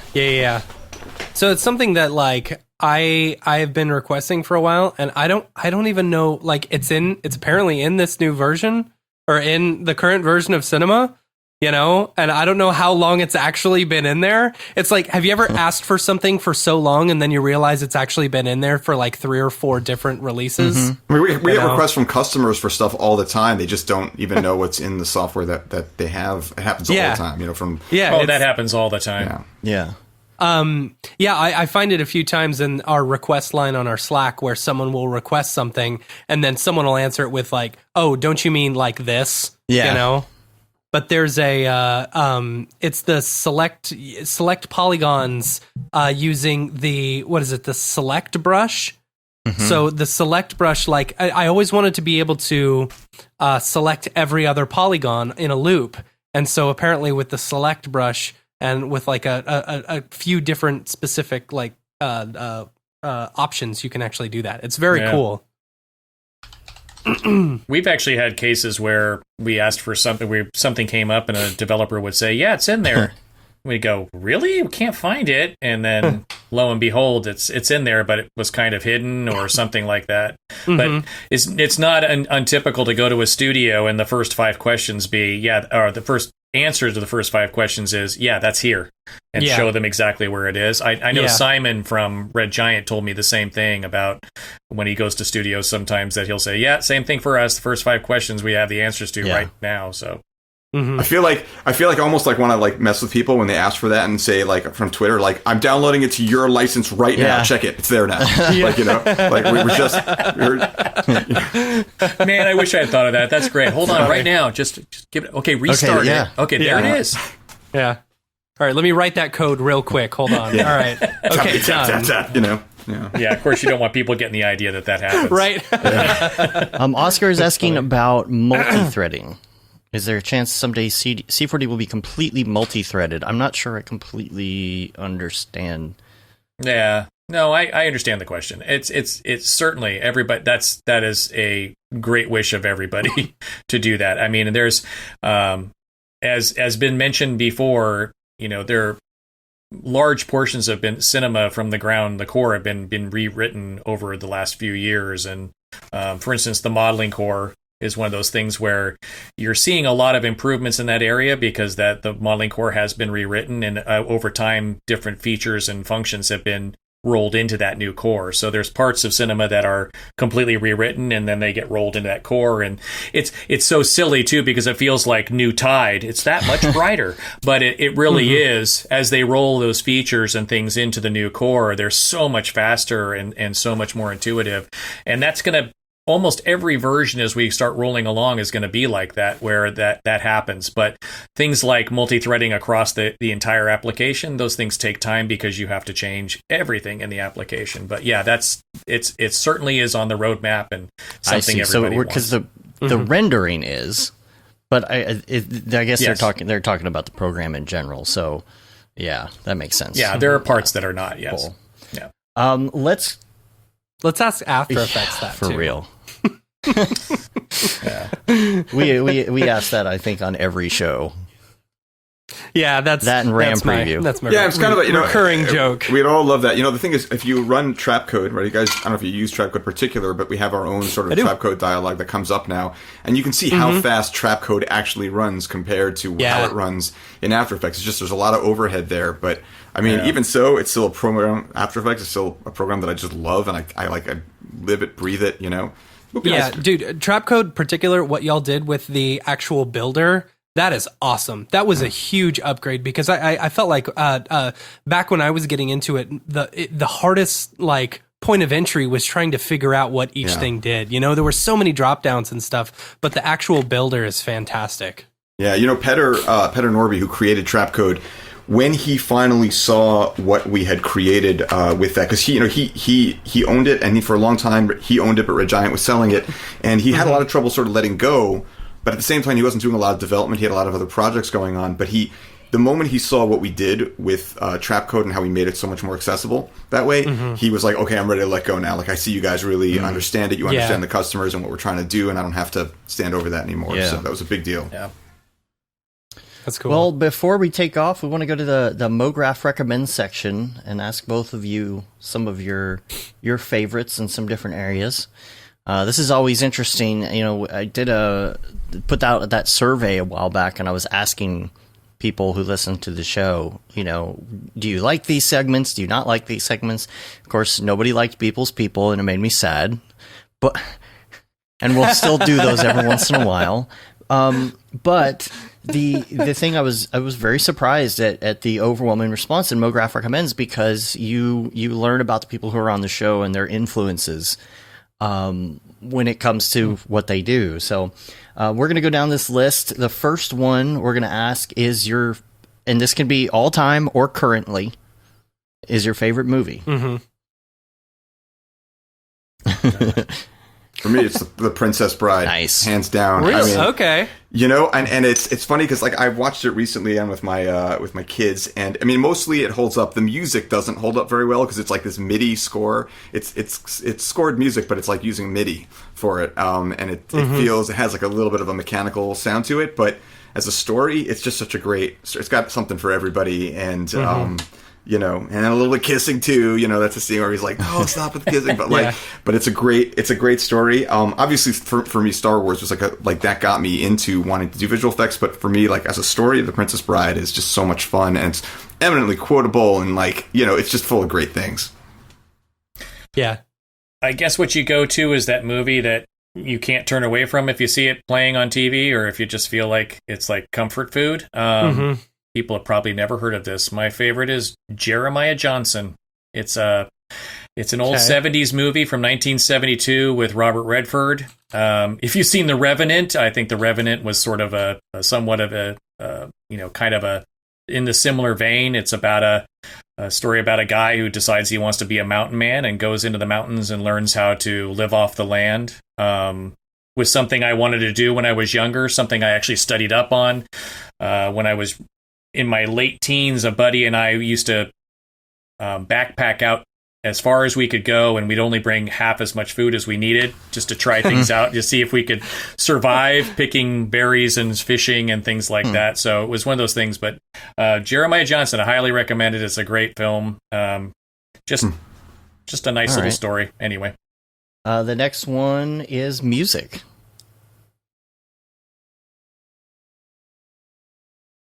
I can go with They Might Be Giants, hands down. Favorite band.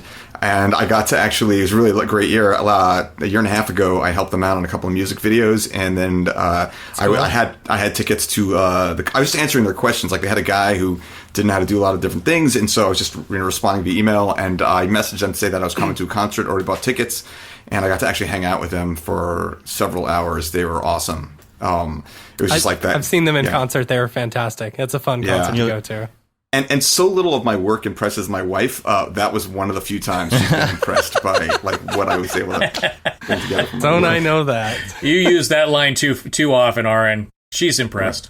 I don't think so, but I appreciate it. You just keep telling her I do good work. Then they have a children's Oh, sorry. I'm an old. They have a children's album, go ahead. right? They have several. They got smart. They were like their audience is growing older and having kids. Like, how can they just kind of stay connected with them by creating children's, and a lot of it's about science, and it's cool and it's nerdy, and it's just exactly mop what I love. You heard that one? Yeah. About the mop. And then they did the Mickey Mouse Clubhouse intro too, right? And the hot dog song. They do that. Yeah. Really? Yeah. They actually were supposed to write the music for what was that the movie where the girl goes into a mirror? It's like it's animated. It's like with like a model, like stop motion, and I just Coraline. They wrote music for it, and there's actually just one scene where they kept it in just for a moment where the dad is playing piano, but they scrapped the entire album. They just didn't make it get done because they decided to not make it a musical. So they had given like a proposal with all of these different songs. Yeah. I'm an old school guy. I'm probably dating myself, but the sheer library of music you can pull from the Beatles from beginning to end. Yeah. I mean, there's so much music you can pull from, but I think the one band I think I've seen in concert more than any other band is Styx. They still tour. They still sound the same. They still are singing all the harmonies, and the music is incredible.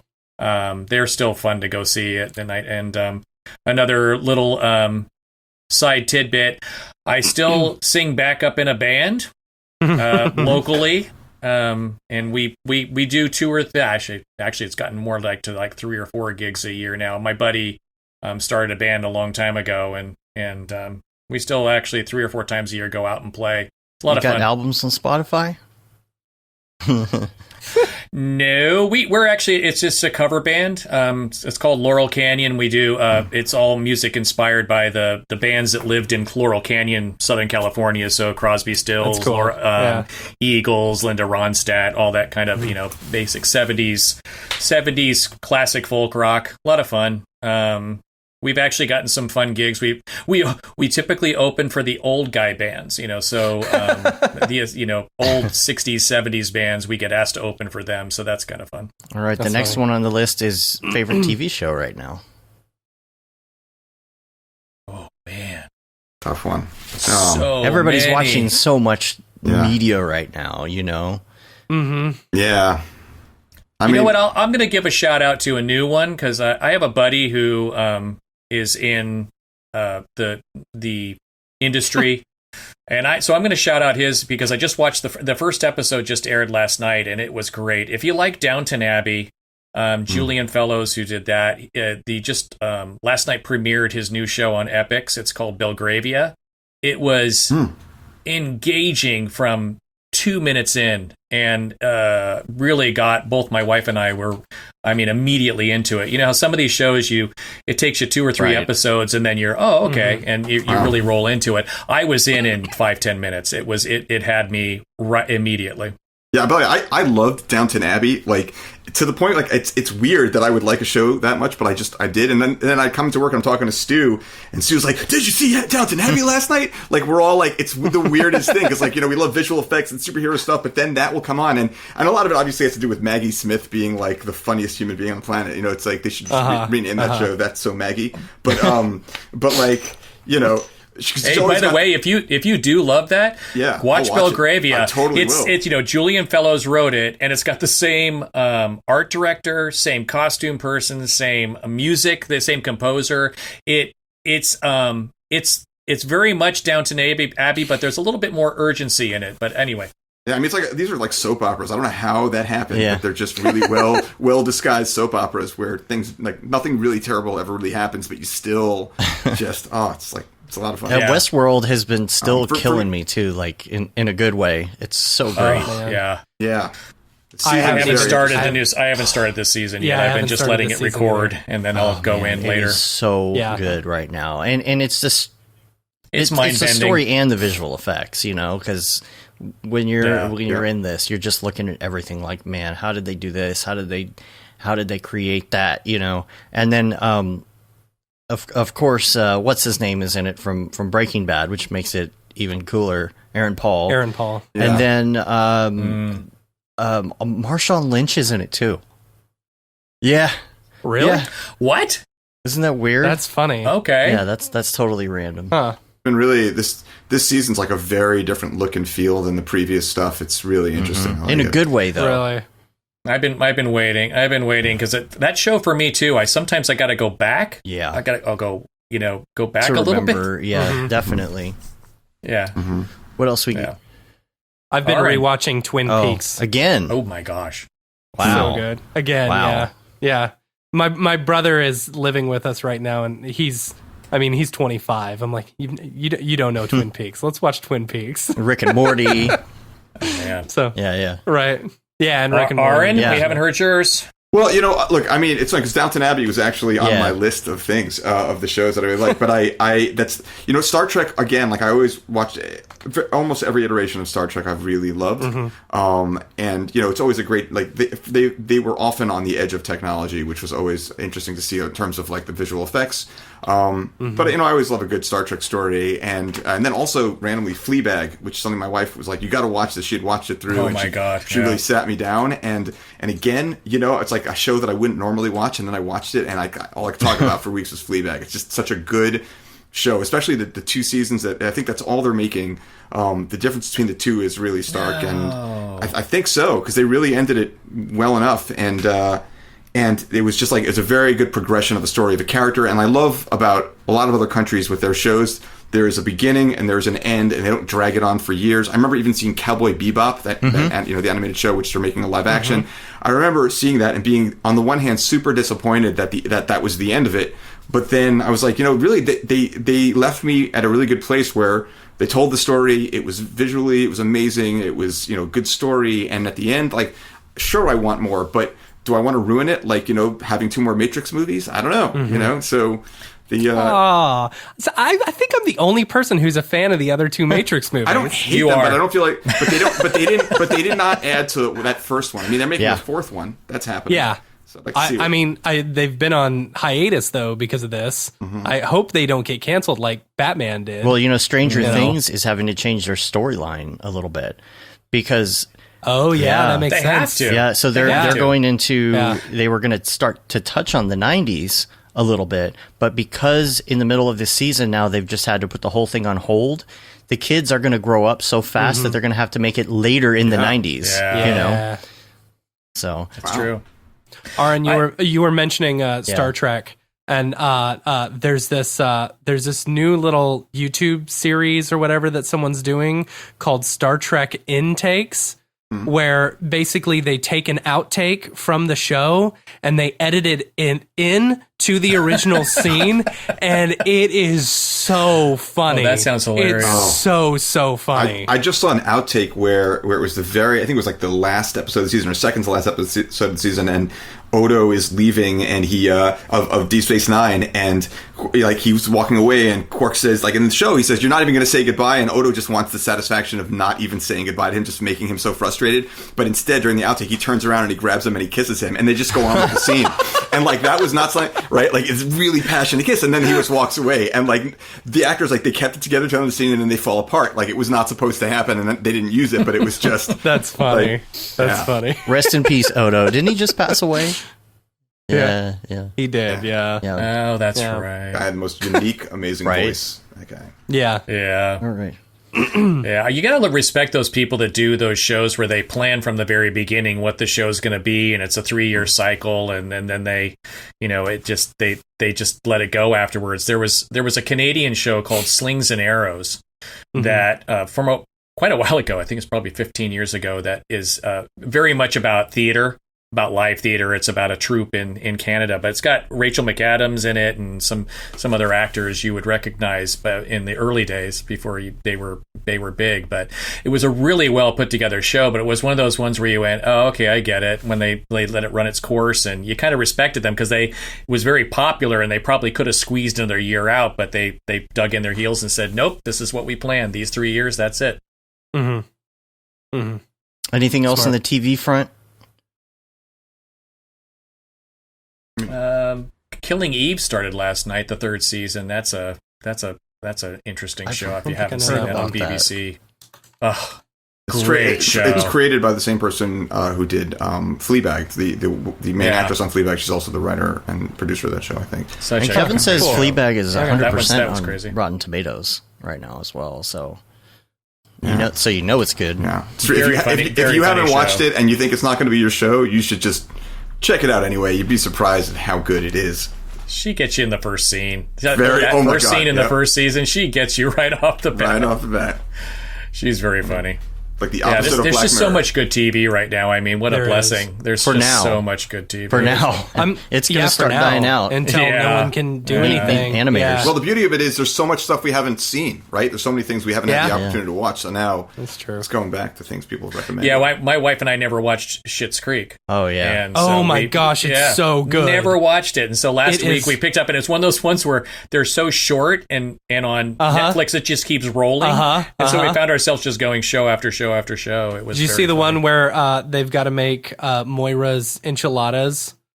Yes. Yes. You fold in the cheese. I don't know how to fold broken cheese.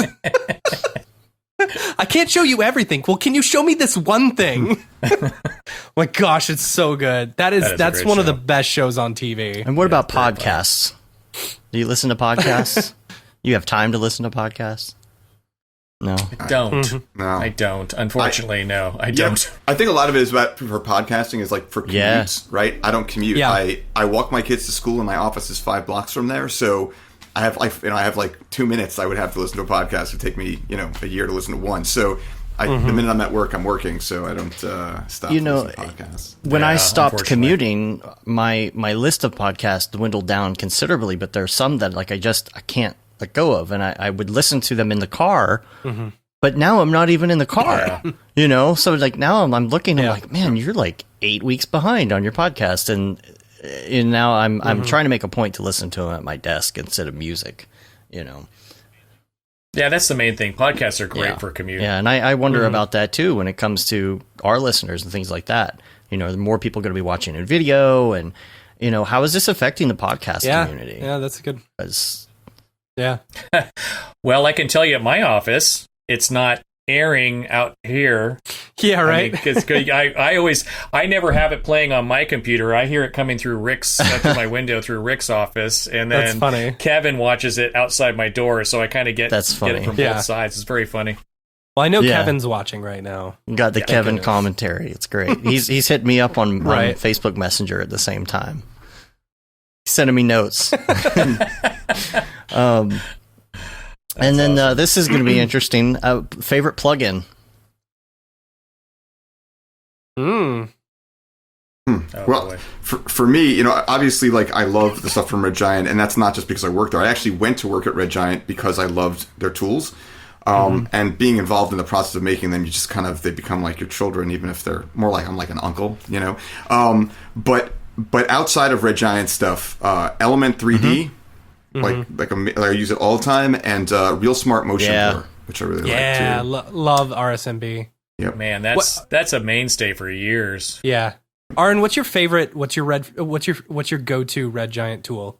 Oh man, it's a tough one because like I'm using so many. Obviously for keying, I just use a lot of Primat for keying. But Trapcode particular and Magic Bullet looks are particularly the ones that I spend a lot of time with.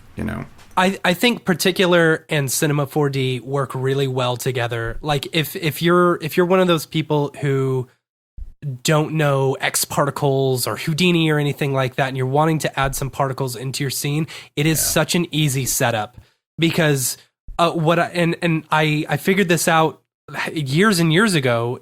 It's so simple because what you do is you just take a null in your 3D scene where you want your stuff to go, bring it in as 3D data, and connect that straight to Trapcode Particular. It's amazing. Yeah, It works really well together. And what I've been using a lot of it for is exporting wavefront objects from Cinema 4D into After Effects to use as emitter shapes, right? So that if you have a person running, right? If you have a person running, the particles can be emitted from that 3D shape, right? So even if it's in motion. Nice. So, and I think I think it's safe to say that there is more coming on that front, without saying Monday too much. morning. But yeah, right. But like that's morning. That's an easy area for us to expand on for sure. Nice. Very cool. I'll just say Monday morning. Sweet. We just imagine April. It says Monday morning. Yeah. So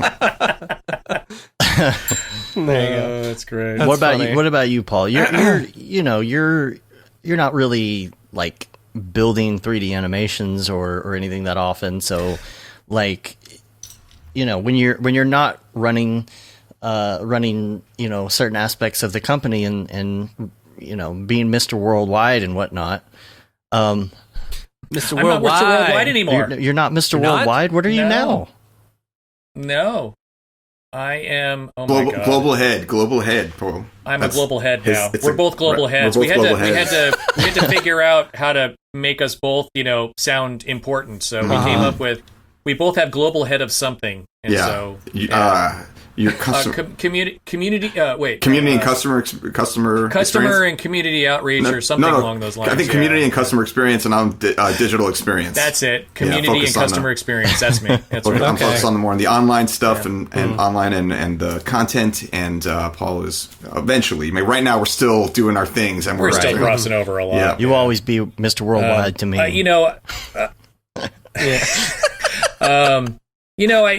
love Andrew. Element 3D is fun to play with. It also got to love him for introducing people to 3D, and getting them that taste of 3D, and making them, hopefully making them want to go further, which is nice. You have to throw out, you guys already mentioned it, but X particles. I mean, if a customer says, what plugins do I have to get for cinema? I mean, X particles is one of those ones you really have to pick up. And we mentioned earlier about customers not knowing features are there. Rick's ArtSmart plugin on Cineversity for bringing in Illustrator files. Oh my gosh, I'm not kidding. We still walk into studios and they go, I wish you guys had a better Illustrator import. And you go, you mean the thing that's been out there for 9 years? Yeah. Rick's ArtSmart plugin on Cineversity is amazing. It's not, and it's not just Illustrator import. It's so much more than that. But it's the must-have plugin for cinema. Yeah. Oh shoot, what was I going to say? I've been asking Rick for years, like, when is that just going to be integrated? Yeah. Is that? Me too. Are you going to say? That's one of those things Monday that morning. I think it's it's funny because I think he's because he's did it when he was working for Maxon, he basically could hand them the code. But I believe parts of it are based on some shareware, and I think there's some issues with they're going to have to rewrite that part of it or something along those lines. And and it's one of those things where it works so well. It's you're going to have a programmer dive into it, and it's one of those, it works. So it would be great to have it integrated, but it does work and you can use it. And so why not put somebody on something that, you want improved first? The reboot Paul. Oh, there he is. There he is. Oh, yeah, freeze up? Yeah, we go. Yeah. Froze for a second. That's okay. Emily wants to show something off on the show real quick. She's standing here. His daughter. Here, No. You're not let me you're get not my on the screen glasses. yet. Oh, there you are. There you are. Oh, she wants hello. to show off what she's working Emily. on. I don't know if you can see this. Hold on. Oh. Is it Cinnamon 4D? It's not Cinnamon 4D, but she look made at this in that. Procreate with the It's great, pencil, with dude. the Apple Pencil Oh, that's very cool. on her iPad. I didn't even know. There you go. Good job.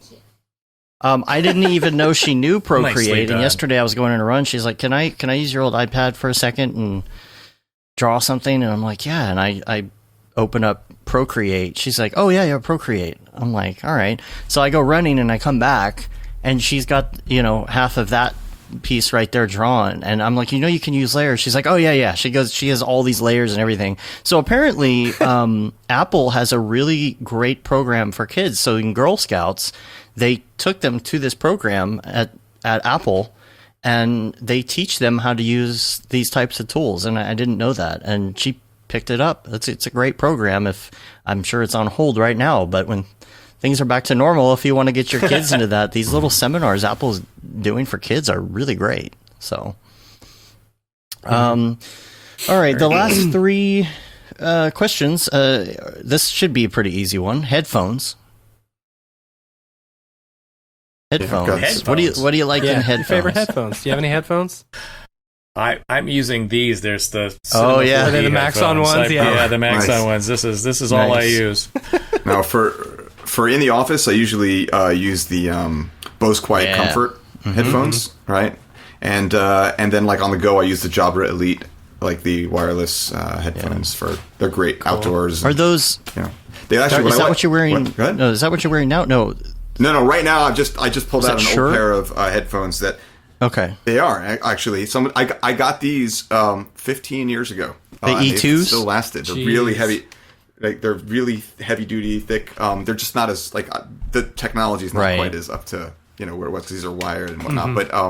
But yeah, these I've had these for like almost 15 The years. E2s, E3s, something like that. They look like it. I don't remember, man. It's like I used to be into the whole in-ears thing. I had like the E5s or the equivalent or whatever they were back in the day, and they sound really good, especially if you get the dual driver ones. But man, I'm all on board that Bose train, man.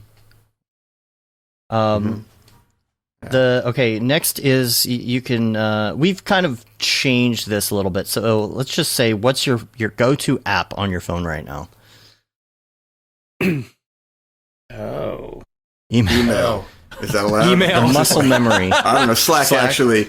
I would say that Slack is actually it. Yeah. Slack is how we do a lot of our communication to Red Giant. It's cut down on 90% of the emails, so it's been great. What is that? Slack? yeah. Slack. Okay. Yeah. It's also upped our GIF game Right. by 90%. So Yeah. there's that too. Sure. I finally silenced our know Slack how you've been on my doing phone that. the other day, and I feel a lot less stressed, but I feel way behind on the conversation. Like I noticed that if I don't have that notification, I don't ever click on Slack instinctively. For certain conversations, I just set it to note to let me know if my name is specifically mentioned. Yeah, Otherwise, same here. and I tell the team that I work with, I'm like, if you don't mention my name and you want me to see something, there's a gonna good see chance it. I'm not going to see it. Yeah. Yeah. Yeah, it's Slack, email, and Teams. Maxon uses Teams. Red Giant uses Slack. Let the battle begin. So I'm more partial to Teams just because it feels more like email. Slack feels more like Twitter, and I feel like Twitter is like a ticker tape that you can't keep up with. But Very true. Slack does work, for certain things very well. Paul, we talk about that integration thing. This is one of those areas that we're all like, it is. It is. Yeah, it's so funny though. It's not a huge amount. There's a handful of people on the Red Giant side that really, love Slack, and there's the handful of people on the Maxon side that love Teams. And I'd be fine if they pick one or the other, but more partial to Teams at the moment. But I don't care. All right, now here's a tough one. Life hack. What is your favorite life hack? Life hack. Why don't you go first on that one? Learn to say no. Okay, that's good. Ooh. I mean, I've done that with my work and personal life. Like, it's just, you don't have to do everything. You don't have to. And spending time worrying about what. By the way, this has been awesome because being at home and not going out and doing anything, I don't have to worry that like other people are having more fun than me. That's true. There's no FOMO anymore. But saying. Right, there really is not. And if anything, I've learned that the times that people try to do interesting things through Twitter and like whatever, like they're not all of it's hitting. I'm okay just sitting back and watching it, but yeah, like for me, just being able to say no to certain things and trying to find solutions to like skip like not have a meeting about something or a phone call if you can have that conversation quickly. I'm actually, the funny thing about it is for me, my door is always open. People want to come in and talk. I'm always there. I just prefer not to have constant stream of meetings. Just say no to that. But like, you need me, I'm here. Mm-hmm. So that's a big thing for me, is saying no. And it's just proven to be a really big part of work-life balance. Yeah, I think I've heard this lecture before. Yeah, Paul, this was entirely aimed at you.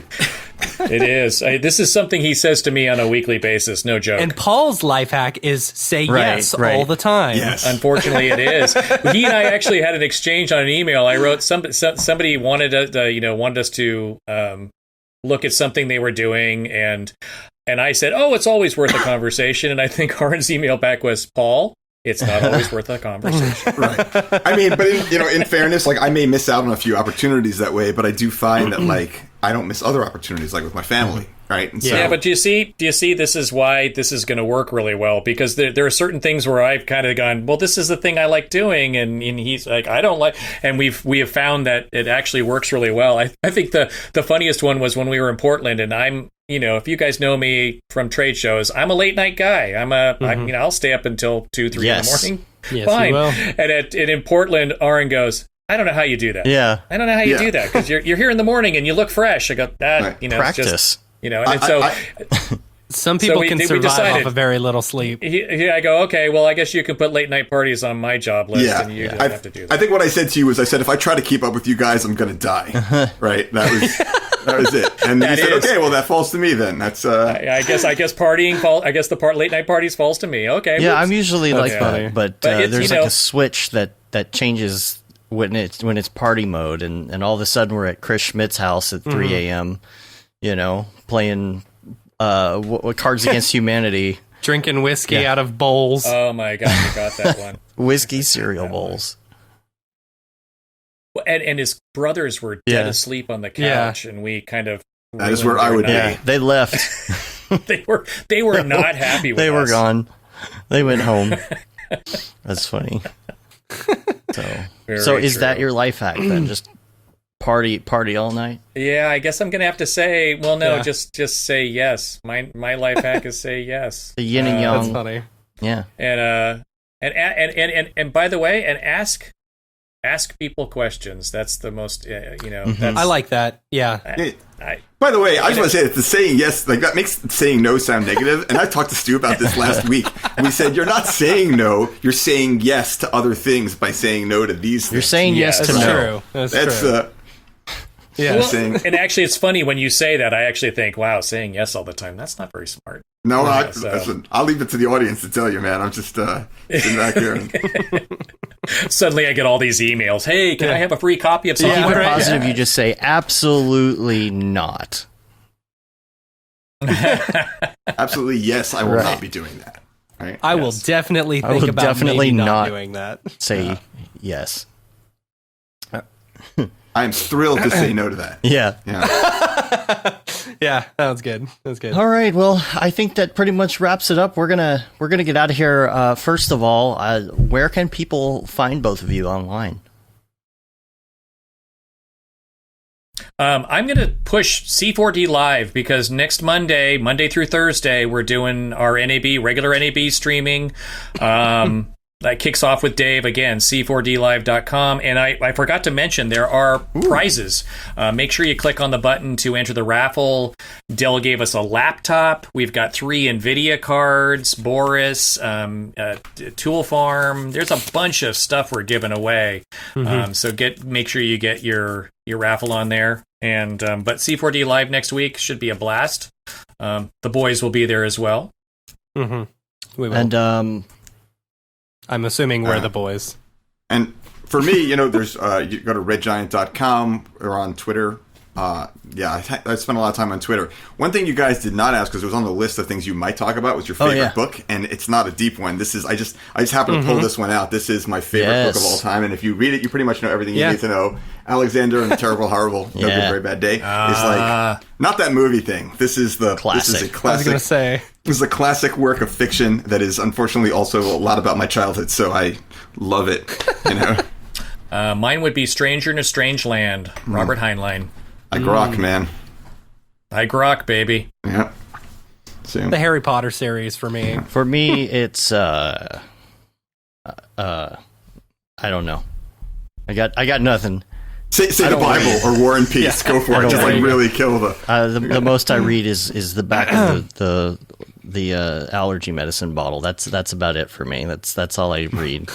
Yeah, it's a big read. I don't know why. I think my second grade teacher, who was great, by the way, but I think she ruined reading for me. She did a contest. Wow. And the whole point was that you had to read every day and you would get a star. And if you got that star 5 days in a row, then you would get a prize. And then everybody turned it into a competition. And then every day I had to read because, I had to win the competition. And by the end of my second grade year, I couldn't stand reading anymore. So, all right, an endorsement for education. Yeah. You did your whole lifetime of reading. Sorry, we're gonna have to close out now. We need to go to Dave's therapy session. Yeah. All right, so you got the Twitters, the Instagrams, all the things. We're gonna post the links to all the show notes, everything we talked about. Make sure you turn into c4dlive.com next Monday and join in the fun. Make sure that you join us on Sunday as well, your Sunday afternoon, and watch the premiere of the FITC titles, ask questions, things like that. You can rate us on iTunes, leave a review, helps get our ratings up. You can subscribe on your podcatcher of choice. Listen to us on there. You can subscribe to our newsletter as well, which I have yet to send out for this month. It'll get there. I usually like to wait until we have a bunch of stuff to promote, and I think that this week would be a good time. Yeah. Basically the end of the month, and right? And then you could say you've been there, done that, got the T-shirt with the Mograph logo tee, the Paul Babb Feel the Babb 2020 shirt. All the profits from that go to Doctors Without Borders. I wanted to wear it today. The problem is I've had the shirt for a while, and the sleeve ripped, so I need a new Paul Babb shirt. I don't know what we're going to do after this year. It's going to have to be Paul Babb 2024. Yeah. We'll have to change the slogan to Babb to the bone. 2024. Yeah. We'll do, we'll make it a dual Babb Rabinowitz 2024. There we go. I like that. There we go. I like that. And thank you, by the way, for the contributions during our fundraiser. Yes. During our live stream. Absolutely. Yeah. Well warranted. And then there's the Render Things t-shirt, hoodie, long sleeve tee. And also, that's our most popular one, of course. And then that Render is Fire t-shirt, which you're only allowed to wear ironically. Matt always shakes his head during that. He doesn't like that shirt. Every time. Yeah. No. I was right about people's people. I'm going to be right about this shirt. Yeah, we're taking off. We're on Facebook, Twitter, Instagram, Periscope, YouTube, Mograph.com. And until next time, I'm Dave. And I'm Matt. Thanks for having us. Thank you, guys. Have a good one. Later, yo.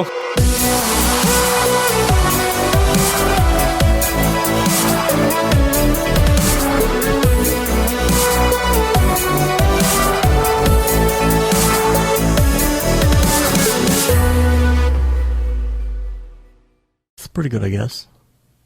Mograph.com, an online resource for motion graphic artists. Start your week with the Mograph podcast. Industry news, interviews with your favorite artists, and terrible humor. Watch live shows and interviews from Mograph events like NAB, SIGGRAPH, Half-Res, and local meetups. Our Mograph Talks feature live demos and motivation from artists all around the world. Sometimes you gotta make stuff that you're not gonna put on your reel, and I'm not here to judge. What if Rick and Morty show up for the countdown at midnight? That's where I peaked in life, in my career. We gotta stop this thing, Rick! It's gonna kill us all! Hear from the people that create your software, design your render engines, and artists that are changing the face of modern motion graphics. You get that render done. Yeah, you better frame what? Mograph tutorials and online classes will teach you about Cinema 4D, After Effects, as well as other popular software and render engines. Throw in the HDR Studio, take the render settings, pick the HDR, put in a reflection, and gorgeous. Branch into new software. Learn time-saving tips, techniques, workflows, and lessons that'll keep you up to date in the world of motion design. Oh, brother, those are some of my favorite elves. I love projects that scare me. When our art director comes to us and asks for something that I had never done before, man, it gets me pumped. Join the conversation in our live sessions. Check out our plugins or join the hundreds of daily active users in our Slack channel for technical help, advice, contests, or just to joke around. Real nice banana. Ah, that's so funny. All right. I'm going to live forever.